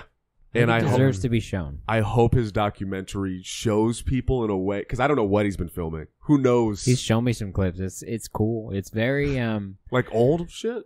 It's very fitting, and like his style is a little quirky, a little cheesy, but it's very fitting for kind of what the buddy system is and was in terms of like, you know, our throwbacks, and we like analog over digital kind of things, and he's got a style that's surprisingly fitting for what we've done and do. And it's very unique, I'll say. Like, just very nice. Like, the charm of the first 4 episodes of WandaVision is in Alex's work. Really? Yeah. Have you seen WandaVision? WandaVision? Yeah. No. You don't have Disney Plus, too? They're not exploiting kids directly. Publicly? Yeah. I hope he's able to get legal music and he put in, like, film festivals or something. That'd be cool. Yeah. I mean, we should. I mean, there's plenty of local artists, I'm sure, that would be more Yeah. than The happy. intro to my podcast is Vanessa. Good night. You want Good Night Jake on the tracks? I want Happy Morning Harry. That's who I want. What? Sorry, Frankie. What were you saying? No, I was saying the intro to my podcast is Vanessa playing her guitar. And then she goes, "Are you calling me a racist?" Because that was, remember, fucking last time, that was going to be the podcast. It was going to be me and her. And I was going to name it, "Are You Calling Me a Racist?" And then, so we made the soundtrack for it. But I was like, I'm just doing it by myself. Yeah, shout out to Vanessa for she got shot up almost yesterday. dying. Yeah, I saw that. Her car, there's bullet holes through her car. Yeah. Wait. She had to like hide behind a dumpster. Who? Yeah, be raspy. Really? Yeah, in her alley. I don't know. I guess she went to throw away the vacuum trash in the alley. There was like just like 2 dudes fucking, just yelling at each other. Something about somebody's sister, and then he fucking pulled out and just started shooting. And then she fucking ran behind a dumpster.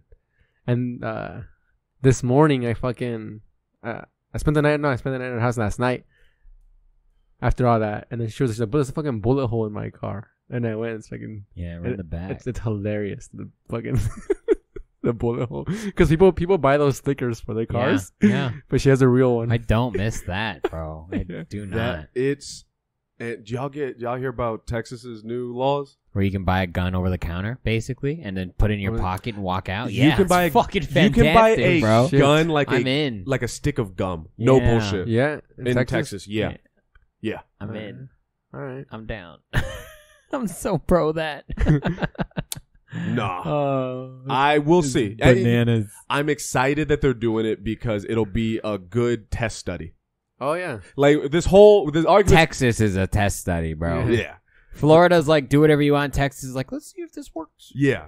And, you know, this whole gun argument has gone on for so long that it really comes down to, let's see what happens if a society just has a bunch of guns. And if America worked this way, because Chicago has a bunch of the strictest gun laws in the country, but everywhere around doesn't, so people can just bring them in. But if Chicago could somehow let's just see what happens if there were no guns. I would love to see Australia, right? Yeah, Australia, New Zealand. People get stabbed to death all the time. Yeah, UK, their cops have clubs. Yeah, yeah, oh yeah. That's some gangster shit too. Fuck yeah, dude. Up close and personal. Yeah. But I just wonder. I can't wait to see how Texas works. If it works, awesome. It'll work. It's too much land. Dude, if you try to drive across Texas, that's like 2 days. Like, there's so much land to fuck up around. Oh, yeah. And I think that's the difference in, like, it's state for state is how the gun should work, in my opinion. Guns are expensive, too. When you said, like, a stick of gum, I was like, oh. But then I thought, guns are it's way more expensive yeah, I was like, than that. wait, hold up. But I think, like, in Texas or in places that are rural, you need guns because the cops are going to take, like, 2 hours to get there. The station is 30 miles away. Right? Yeah. But if I'm in a city where there's bystanders throwing their trash away, this probably isn't a good place for guns to be. Yeah. So but then the world's not perfect and there's nothing you can do about it. The end. Yeah, gangs and fucking redlining and shit. Then like human interference. Trafficking. But every time you hear the word human, I just think trafficking. Right? Good. You watch Cuties and now it's all in your head. It's weird that that's not descriptive, really. Like, if you think about the words human and then trafficking. I don't understand. You gotta learn what that means. Yeah. You gotta watch the Bourne Ultimatum. It does soften it up a bit. No, not the Bourne Ultimatum. Just fucking don't want when his daughter gets stolen. Taken. Yeah. I'm selling my guns to Damani. You have guns? Don't say that. Dude. Are they registered? You could just sign a paper and bring them into the state. Yeah, I don't want to do all that. Dude, you're going to Chicago. You better have one. Are you fucking kidding me, dude? Take one. No, what? I don't support this decision. At the very least, take the small one. Dude, you're going to go to the south side of Chicago and you're not going to have a strap nearby? No, I'm not. I don't support this decision. What are you going to do? Just throw up a peace sign? Get a flower and put it on their gun and then they'll understand. No, put a Pepsi and you just give them a Pepsi. No, I am not a good enough shot for that. I don't shoot consistently enough. Yeah. My whole thing with my guns were I'm leaving it in my place of residence in case someone fucks with my house. Did I tell you about how that all started? Do you know why I got the guns and shit? Nah. All right. It was during the peak of the protests. Remember the Yeah, June 2nd was the start of it. It's my birthday. I almost didn't say that. You want me to wipe the tear away from your eye? No, I almost didn't say that because you would think that I was like woke, aware and shit. Yeah, no, but no. Honestly, the people are like, oh, how do you? I was like, bro, I love it, dude. Fucking my birthday's historical now. Yeah, man, your birthday will live in infamy. But you remember the not the lockdown. My girl didn't post a picture of me on IG that day. Yeah, that would have been inappropriate. Happy birthday, Frankie. We can't go to Target because I can't get you a present from Target, but still, like, happy birthday. But also, that's how fucking huge that day was, dude. It's really and I didn't get a fucking birthday shout out. A little bit into it then. Remember the curfew? Oh, I hate, bro. That's when I was the most worried. I was worried about that shit. Were you in your van at that point? No, I was at Vanessa's. I spent most of the first one was kind of in my van. After that, was mostly at Vanessa's. So during that point, I was staying at my grandma's, which is in the neighborhood I grew up in, which is a classic suburban California neighborhood. You know what I mean? Yeah. Where it's middle to upper middle class white people. Oh shit! And these are the people I grew up around, and I had like what I appreciate about all the shit that's happened is the transparency now. Is like white people have shown their hand in a way that's very clear. You know what I'm saying? Yeah. You remember when I was talking about that subtle racism where they're being nice, but there's this something going on here? Oh, yeah. So I'm walking my dog at night past the curfew. And on my... So it looks like the dog's just walking itself. Yeah, basically. they saw that husky and they were like, I laughed too hard at that. Cut out my laugh. We need a sheepdog. All right, no. So there's this big white truck pulls up on the opposite side of the road, my side. Yeah. So it's the wrong side. And they put their brights on and they just stop. Wow. In front of me. I can't see anything because their brights are on. And I was just like, nope. I go right back home, but I'm in this neighborhood. I stick out. Everyone knows what I look like. Gosh. Like I jog around there. It's very clear that we're there. Yeah. And it's it's just me and my grandma during this fucking crazy time. And I was like, if these people really, these QAnon fuckers really like snap and decide to come to my house, I can't do anything about that. So that's why I got the guns. Damn. So I'm not going to be living in the area I'm living in. I'm not going to be living in that area. I don't plan on walking around the streets of Chicago with a gun. I just still a bad decision. Yeah. Well, it's if I want to get guns, I'll just go back out there and I'll do it through their system and then get another one for the apartment. Their gun laws might be better too. Probably. You might be able to have more than 10. I shouldn't have been able to get a gun out here.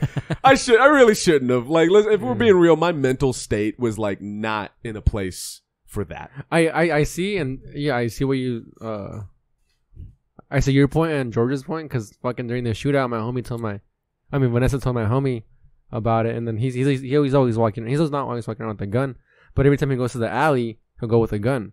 And then fucking he fucking said, I would have just started shooting in the air. I'm like, bro, you would have escalated the situation with your fucking gun. Yo, that's what I'm saying. Is I'm doing it for my safety and everyone else's safety. If I was, and I know you're joking, but like or maybe you're not. I don't know. You're George. You need a gun, bro. But if I was in my house with it, fine. But if I was walking around with a gun, I did it one night. I did. I was trying to around your house, around my neighborhood, because I was looking for people to rob. I was. How do you think I got this suit? So dapper today. Would have been a bulletproof suit specifically. It was one of those James Bond suits. But I was making Dave Chappelle reference when he was all right. Yeah. So I'm walking around the neighborhood and I'm freaked out because all the stuff that's happening, and I just want to walk my dog. And I'm walking. I have it on me, and it made it worse because I was like, if the cops stop me and I have a gun on me. Yeah. What am I? Because I gotta tell them I do, because they're gonna frisk me. Yeah, I have to tell them I do if I have it, because they're gonna find out, and then we're gonna have a problem. But then if I don't have a gun, I see your point there. It's a tough place, and for my own mental state, I'm like, I'm gonna be thinking about it all the time. Yeah, I'm not a good enough shot for that shit. And guns are weird. I got drunk the other day with my friends, and he brought us cool guns. We just started shooting at the dirt. But it's so fun. Yeah, I know. It's a lot of fun. So fun. It's a lot of fun. And like not even the dirt far away. Just the floor. We started shooting the floor. I went out to the desert. Dude. I know. I went out to the desert with the shotty. We just wanted to shoot. Yeah, it's fun. It's a lot of fun. But they're weird, man. You know. Yeah. Oh, my girlfriend. What the fuck? I didn't even tell her to come back. She's like, he's cheating. With George and Aaron. You could should be cool with that. I feel like you could do better. You think so? Yeah. Yeah. Who'd you fuck, bro? A guy? Yeah. You had to fuck one guy in the comedy scene. Who'd you fuck? Nah, I'll say who I wouldn't fuck first. Okay. Not Carlos, not Nick. You wouldn't fuck Nick? I feel like you guys would have a really aggressive, raw, angry sex. It would be passionate, but he wouldn't be my first choice. You guys would fall in love. That's what it would be a toxic relationship. Oh, yeah. It's a toxic relationship A now. little bit. I'd fuck Alex Balon, the guy who's been following me around. Yeah. I sexually harassed him the other day. Of course. Because he was telling me, I don't know what he was saying. He was telling me his shitty diet. And then I said, but how do you keep that physique? But I was like serious about it. And then it felt like really fucking Harvey Weinstein-y. You're the man. So I think I'd fuck him. Alfred Munoz, but I don't feel like we don't really talk that much. But He's too hot. He wouldn't fuck me. I don't like it. He wouldn't fuck you? You think so? I would fuck him. I don't think he would fuck. No. You'd hold him down? No, wait, no, sorry. I would choose to want to fuck him. You would ask for consent to fuck him. I would want to have sexual relations with him, but I don't think he would want to have sexual relations with me.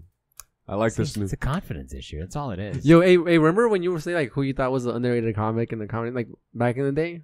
Yeah, he hasn't asked like 9 guests that. Now you brought it up. Thanks a lot. I said, I did. Underrated in the scene. You should start asking comics, who would you fuck? Well, I'm about to be leaving soon, so this would have been a good idea many months ago. But yeah, it'll happen now for whoever's next guest. Over your Instagram live one. You should ask Zero who he would fuck. I think Zero would fuck. Zero would fucking Louis C.K. just jack off in front of somebody. Zero would want a real connection with somebody. Are you saying Zero would fuck you? Yeah. If Zero had to pick one comic to have sex with, I think he'd pick me. I feel like his answer would be, I'd rather not. He would just choose not to. Are you gonna ask him live right now?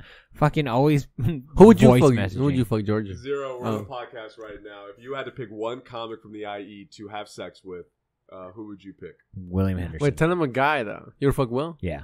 And it has to be. No, he'd probably fuck me if we're being real. Will, but he knows I could fuck him up, so it's fine. Will looks like a pregnant dinosaur.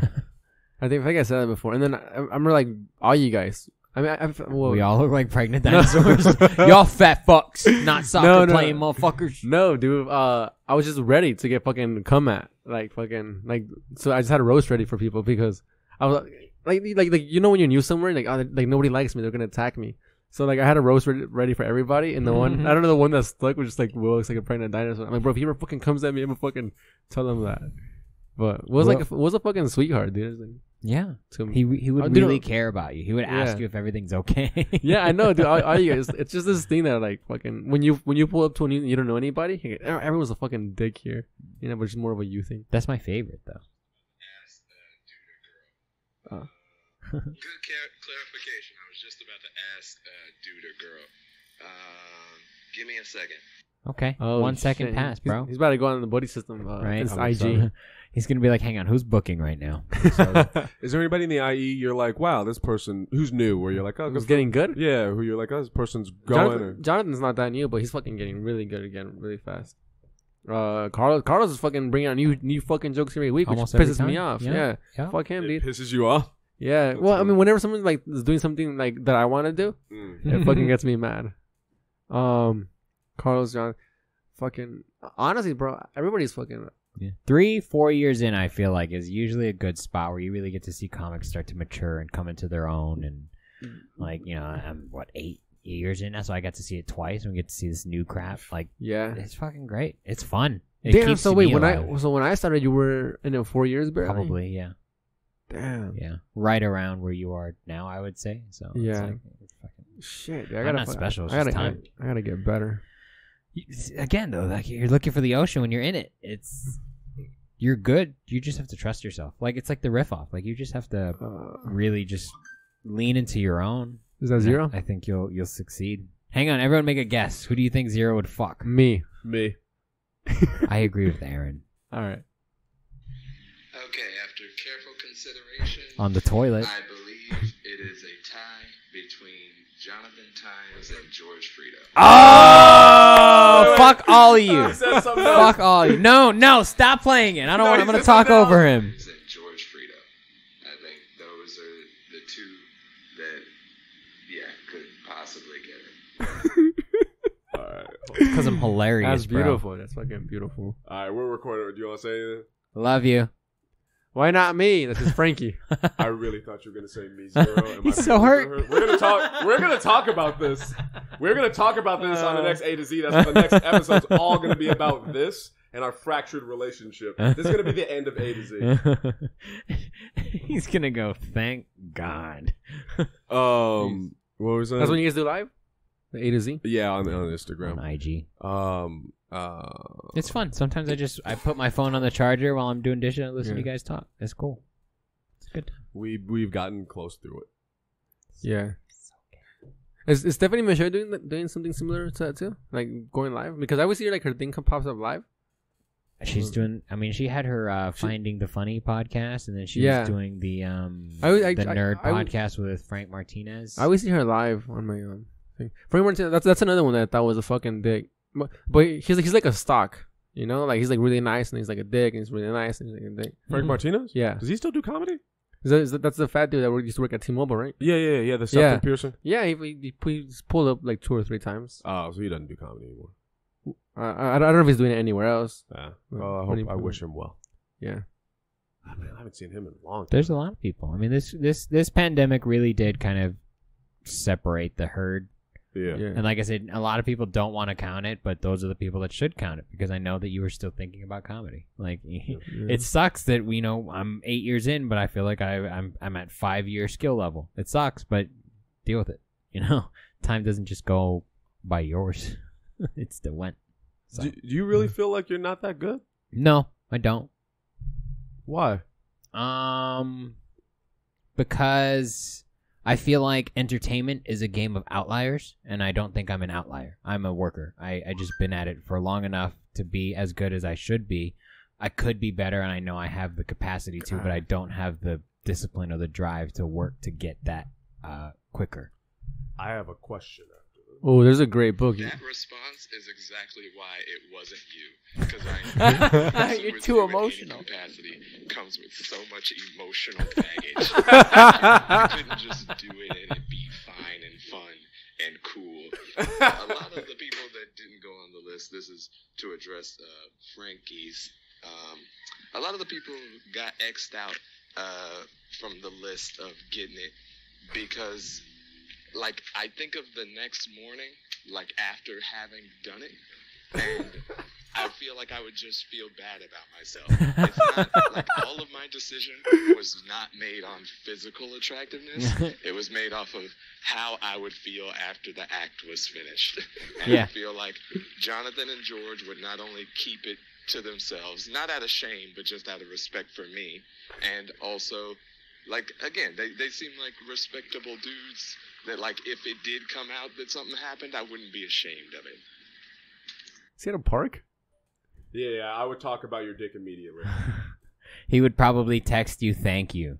Yeah, and a lot of hearts and, like, king emojis. A lot of king emojis. Anything you want to let him know? I would take you to breakfast the next day and ask you if you were cool with me about talking about it, and if you weren't, I wouldn't. So consider me. All right, I'm letting Jonathan know this now. Zero thinks I'm fun, and if he wanted to kick me out, he knew I'd leave willingly. That's beautiful. So you feel like you're not. That makes me happy that you feel that way. That you feel like you're not good. The pettiness is so poignant. Oh my god, no! I mean, I fucking let you know you're not alone. You know, like you look at someone that's clearly fucking good and fucking knows what they're doing, and feel like they're not good, and I'm like, all right, cool. Maybe I'm fine. Was it that you are? That's what I'm trying to tell you. You're in the ocean, bro. It's fucking. Stop I don't know. looking for the water. You're not with me when I'm with me, dude. Mike's. Jesus Christ. Is it that you feel like you're not good, or is it that you feel like you're not as good as you should be by this point? The second one, yeah. Okay. I could be better. Okay. I know I could be better. That's right. Okay, so you said that you were too lazy or didn't have the motivation to do what it takes to do it, or to get better at it? Yes. Well, I mean, I'm very negative on myself. Like, even if I have a good set, like you guys said I had a good set. I thought it was an okay set. Yeah, I would give it set. probably like a 6 at best. But like every set I leave, like, how can I do that better? And there's always a fuck ton that I could do better. Always. There's this book. Yeah, sure. The Bible? No. Yes. And that's why I'm here tonight. No, I think you would know about it. No. The Secret? No. Well, really, what I know about it, I got Mike Tyson, I got an SNL book, Ready Player One, and World War Z. I have that book. No, fucking The Artist Way. Who fucking, bro? That book is. After we talked, bro, that book too, like, it encourages. Well, it tells you. It doesn't encourage. Fucking forces you to every morning just like write down just 3 pages. Like, who cares what it is? Just fucking just write. And she calls it the morning pages. Just fucking write. And then if you don't have anything to write, or like just free flow, just write morning paper, morning. Or they would just write. Sometimes I just write fuck this. I don't want to do them.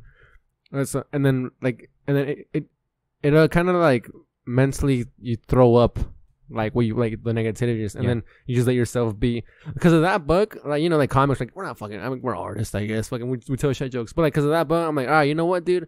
I'm an artist, dude. I do this shit. I'm a fucking.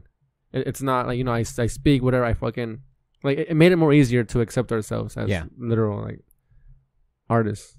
Two things. Is it on audio? Yeah. Okay. Yeah, but I only get audio because fucking remember last time I said I can't read and you guys, that was the part you guys fucking uploaded. I don't like reading. I fucking because I can't read. I could read, but I'm gonna let you keep. You have the shovel, sir. It's your decision if you want to keep digging the hole. I'll read, but I'll be thinking about fucking something else, you know, or what else I could be doing. But that one, you want to read it and listen to it at the same time. You want to follow along. Because it's also like a program, and like it's like it has week 1, week 2, week 3, week 4. Gotcha. And I haven't, bro. The rules I'm following are from the fucking preface, and I wrote like, and I'm fucking like on it, dude, because I'm too nervous to commit to the whole week shit, because you gotta write down like your fucking deep, like, you know, like why you fucking feel this way, your deepest. You gotta write all this shit down. I'm like, bro, I'm gonna write this shit down and then fucking burn it. You know.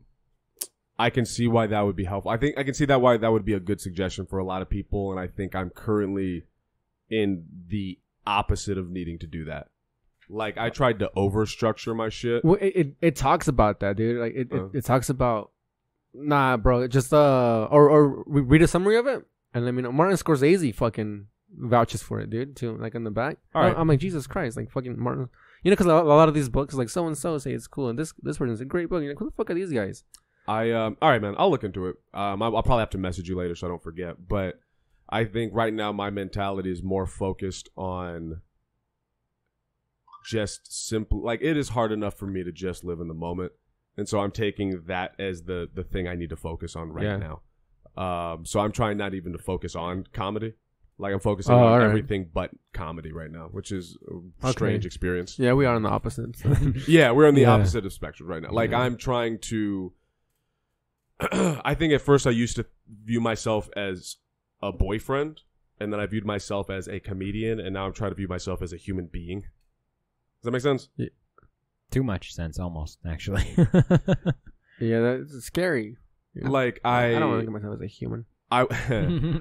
I really want you to watch Soul now, because you really should. I think it'll bang hard for you. I'll watch it tonight, my girl. Yeah, it's a good one in the middle when I think about you guys. Text me. Yeah, please. Yo, text me so I can text Zero. The being in the zone, that part in particular, AutoZone. And you said it with such candor. You made it real smooth in there, man. But being in the zone, you'll see what I mean when you watch it. Is I realized like I was not in the zone, I was in the other. You know what I'm saying? And I think what has made me a better comic and more comfortable on stage is not thinking only about comedy all the time. Yeah. And just existing and going with the flow a little more. Like, I understand structure. That's a huge part of it too. Yeah. I mean, I would read that book. I'll be honest, I probably won't, because I feel like I have the tools that I need to get better. But you just don't want to do it. To get better at everything and anything I want to do. Right. But it's the implementation of said, like, because I brought my book because you were talking about writing every day. I did something similar where it's like, it wasn't write, it was to create. So some days there's just pictures, and then some days there's just sketches. Other days there's ideas, and it's just the idea is to get the pen to paper and to show up. And I did that for all of January, and came up with like my laundry bit and shit. But yeah, when you came, the first time I saw you at Beltran's backyard, fucking with On You shit, I was like, this fucking guy. But it was fun. Like, I don't feel like it was like 5 minutes of On You shit. I relate to like needing to grind and stuff, but I feel like, especially me, I get lost, you know, and just kind of, I have to get up, and I'm not stopping to smell the flowers, and I'm just focusing on the wrong stuff. Eating the pizza. Getting your haircut. I was thinking about that, dude. But like, all right, who's fucking like, what kind of career would I want to have instead? And that was fucking be Ari Shaffir, dude, Andrew Santino, and Greg Fitzsimmons. They all seem like guys who fucking establish themselves, like they know who they are. They sell tickets, but they don't fucking have the need to always go up to fucking always like fucking Greg Fitzsimmons has a great family, dude. He's always talking about his daughter, like in the graduate, he's a fucking dad. He hangs out with his family. Ari Shaffir fucking, you know, he just fucks off for like a month, you know, just goes to China. Doses his friends. Yeah. Just dips. So you want like extreme freedom. He just dips out. Well, I mean, that's the fucking goal here, dude. Yeah. And then, who's the other one? Andrew Santino. Like him and his girl, I'm like, yeah, just fucking go to like on vacation to fucking Europe for a month. Yeah. Andrew Schultz does that type of shit. That's what that's why I said like right now, this is a grinding part, dude. Like the fucking like always fucking new jet, but like once I'm like kind of like, all right, it feels steady. I think what'll make it feel steady is, and this is just how my approach has been. I don't want to tell you what to do, but I think what'll make it feel steady is like you're already in the water. So what I think, I don't want to put words in your mouth. Tell me if this is wrong, but what I think you're saying is, if you stop constantly focusing on that goal, that future, and you focus on the fact that you're in the water now, you'll get to the future faster. So the same way people say you find love by not looking for it. Yeah. Last time I heard, I broke up with my ex-girlfriend. Yeah. and I upgrade. Yeah, yeah, Got yeah. a baddie now. Like when you found your girlfriend or your girlfriend found you, were you actively looking for a girlfriend? No, I don't even remember. He was hustling, bro. I don't even remember when we fucking met, and she doesn't remember that shit either. Yeah, it just comes to you when you stop, when you all the Buddhist shit is you let go essentially. Yeah. But is that what you mean by he's in the water? Yeah, no, like I do genuinely believe that you are a good comic and that what you're looking for is something you already have. And it's like you can tell someone that a lot and every day, but until they realize it for themselves, there's nothing you can really do. But from the outside, I'm telling you that you're there. And you will excel. That's why that's why I'm so rude to you sometimes. Like I think you need to be pushed sometimes. Yeah, I was gonna say I believe that, but I also think that you just feel bad that you told me that 3 weeks ago. So you're just being nice. I do still feel bad, but I stand by it. No, I don't. I'm not a liar. I'm a lot of things, but I'm not a liar. Thanks, dude. But like also like as of right now, it feels like I'm still applying for the job to be a fucking full-time comic. You know, but like once I feel like I get the job, like, all right, well, let me get my vacations in here and there. Yeah, I know what you mean. It's okay. Aaron. Oh, shit.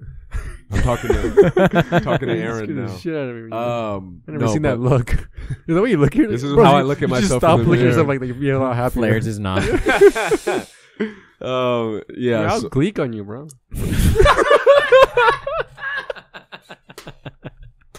Like a squirt lizard, like you shoot acid at your mouth, like you're fucking. What's his name from Mortal Kombat? What's that character's name? Reptile. Anyway. All right. I think for my move personally, I think part of it is living in that moment, and I would move if I quit comedy today, I would still move. Is that how you feel about New York? Like, would you move there if it wasn't for comedy? I never thought about quitting comedy, but hypothetical. Yeah, hypothetical. You can't do comedy anymore. We cut out your tongue, and you gotta do some other shit. I don't know. Be a writer. I had a fucking.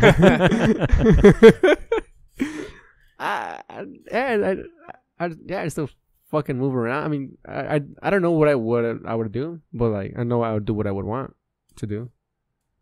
Which if I wanted to, like, if that would, I don't know. I don't know how to answer that question, honestly. That's how much I'm going to try to reword it, then. Don't think about. While I'm doing that, can you say something? If comedy wasn't a thing, what would I do?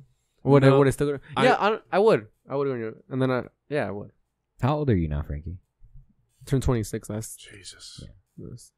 His brain just hardened. So yeah, he would probably still move. Yeah. He maybe wouldn't lay some, like, New York is, you're going to put down some roots for a while because there's a scene there. Right? Yeah. But if you weren't doing comedy, you probably move around a lot more. Yeah. Like I said, like Greg Fitzsimmons and Ari Shaffir's career, bro, they could bounce back and forth into one of the greatest stand-up cities. Yeah. That's what I want. Not saying that I'm good, but like quarantine was a great vacation for me. Like I felt like as long as I was working on myself, as long as I was like running and keeping my mind sharp and I was awake, my stand-up wouldn't fall behind. And it didn't really. Like the only thing that I would say, if I had to describe, I don't think ring rust exists in comedy. I think the only thing that worked or had needed to be worked were my old jokes. I just forgot how they went. It's like when you don't sing a song. It does fucking work. I don't know who told me that, besides my girl, but they're like, you need to slow the fuck down. Last time I heard that was the first year I started doing stand-up. Yeah. So I felt fine, and then someone was like, you gotta slow the fuck down on stage. And I was like, bro, I haven't heard that in so long. So ring rust. Stage rust? You call it? I don't believe in it. I don't know. I gotta take a piss. Could I use the restroom? Yeah. Unless you want to just wrap this up, because I know your girl's here, so fuck, she's probably waiting. 110 degree weather. Wow. Not that bad. We've been at this for 2 hours though, so I mean, this has been a fun podcast. How about we'll wrap this shit up? Where are you guys gonna be? Where are you going? We can have Frankie right back before you guys leave. Shows. You guys got some shows going on. People are booking. Apparently, the comedy scene is awake and alive. Yeah. We got Solarios next Saturday. Then I'm doing the dispensary again on July 25th. I know I'm not saying where or when or anything, which is kind of counterproductive. Mm-hmm. So I'll just say Aaron Chase 91 on Instagram and TikTok. Franklin _Hoy on Instagram. July 2nd, I'm doing a fourth wash. I don't know who's headlining. Nice. That's July 2nd. Daha, the punk rock venue in Anaheim, where you're opening for bands. July 30th. No, I don't do that anymore. I mean, I was excited going into that. Like, it was not that fun. Bro, my quick story. I was on stage, dude. I thought it was bombing. I was like, but I thought it was bombing because nobody was paying attention because the stage bright was so bright. And I'm like, what? No one's like, there was so much noise. Like, no one's paying attention. Fuck this. So I'm like, I did fucking 15 minutes. I'm like, all right, thanks a lot, fucking Frankie Hoy, I guess. If anybody heard that, I walk off stage. There's a huge crowd, dude, watching me. So I just bombed. Just fixing your zipper and shit. Yeah, dude. I bombed for 15 minutes without even knowing it. Did you have a good time? Yeah, it was fun. And then I brought out that great story. That's all that matters. You had a good time. So no, Daha and Anaheim. Like there will be a band, but it's more of a comedy show. It's run by David Mendes, and then the Keep On Trucking podcast on YouTube. You gotta teach me how to make that shit as a format, only sound. Oh, okay, yeah, that's fine. All right. And that's it. Oh, and then if you subscribe to it, let me know, and I'll give you a little bag of chips. A bag for your bag of chips. Yeah. A bag of chips in a bag is what he gives you, and it's worth it. It's dope. That's cool. Yeah. Those are good breakfast. What's your social media handles? Oh, fucking Keep On Trucking podcast on YouTube, or you could just if you look up Frankie Hoy with the HOI, I come up, so that's tight. Nice. I'm the only Frankie Hoy. Franklin_Roy on Instagram. Dope. If you look at Frankie on Instagram, Asian girl comes up. I might be following the wrong Frankie. I'm at the George F. We are at the Buddy System Co. Go to www.thebuddysystem.co for everything. Thank you guys for listening. We'll talk to you later. Bye. Wow.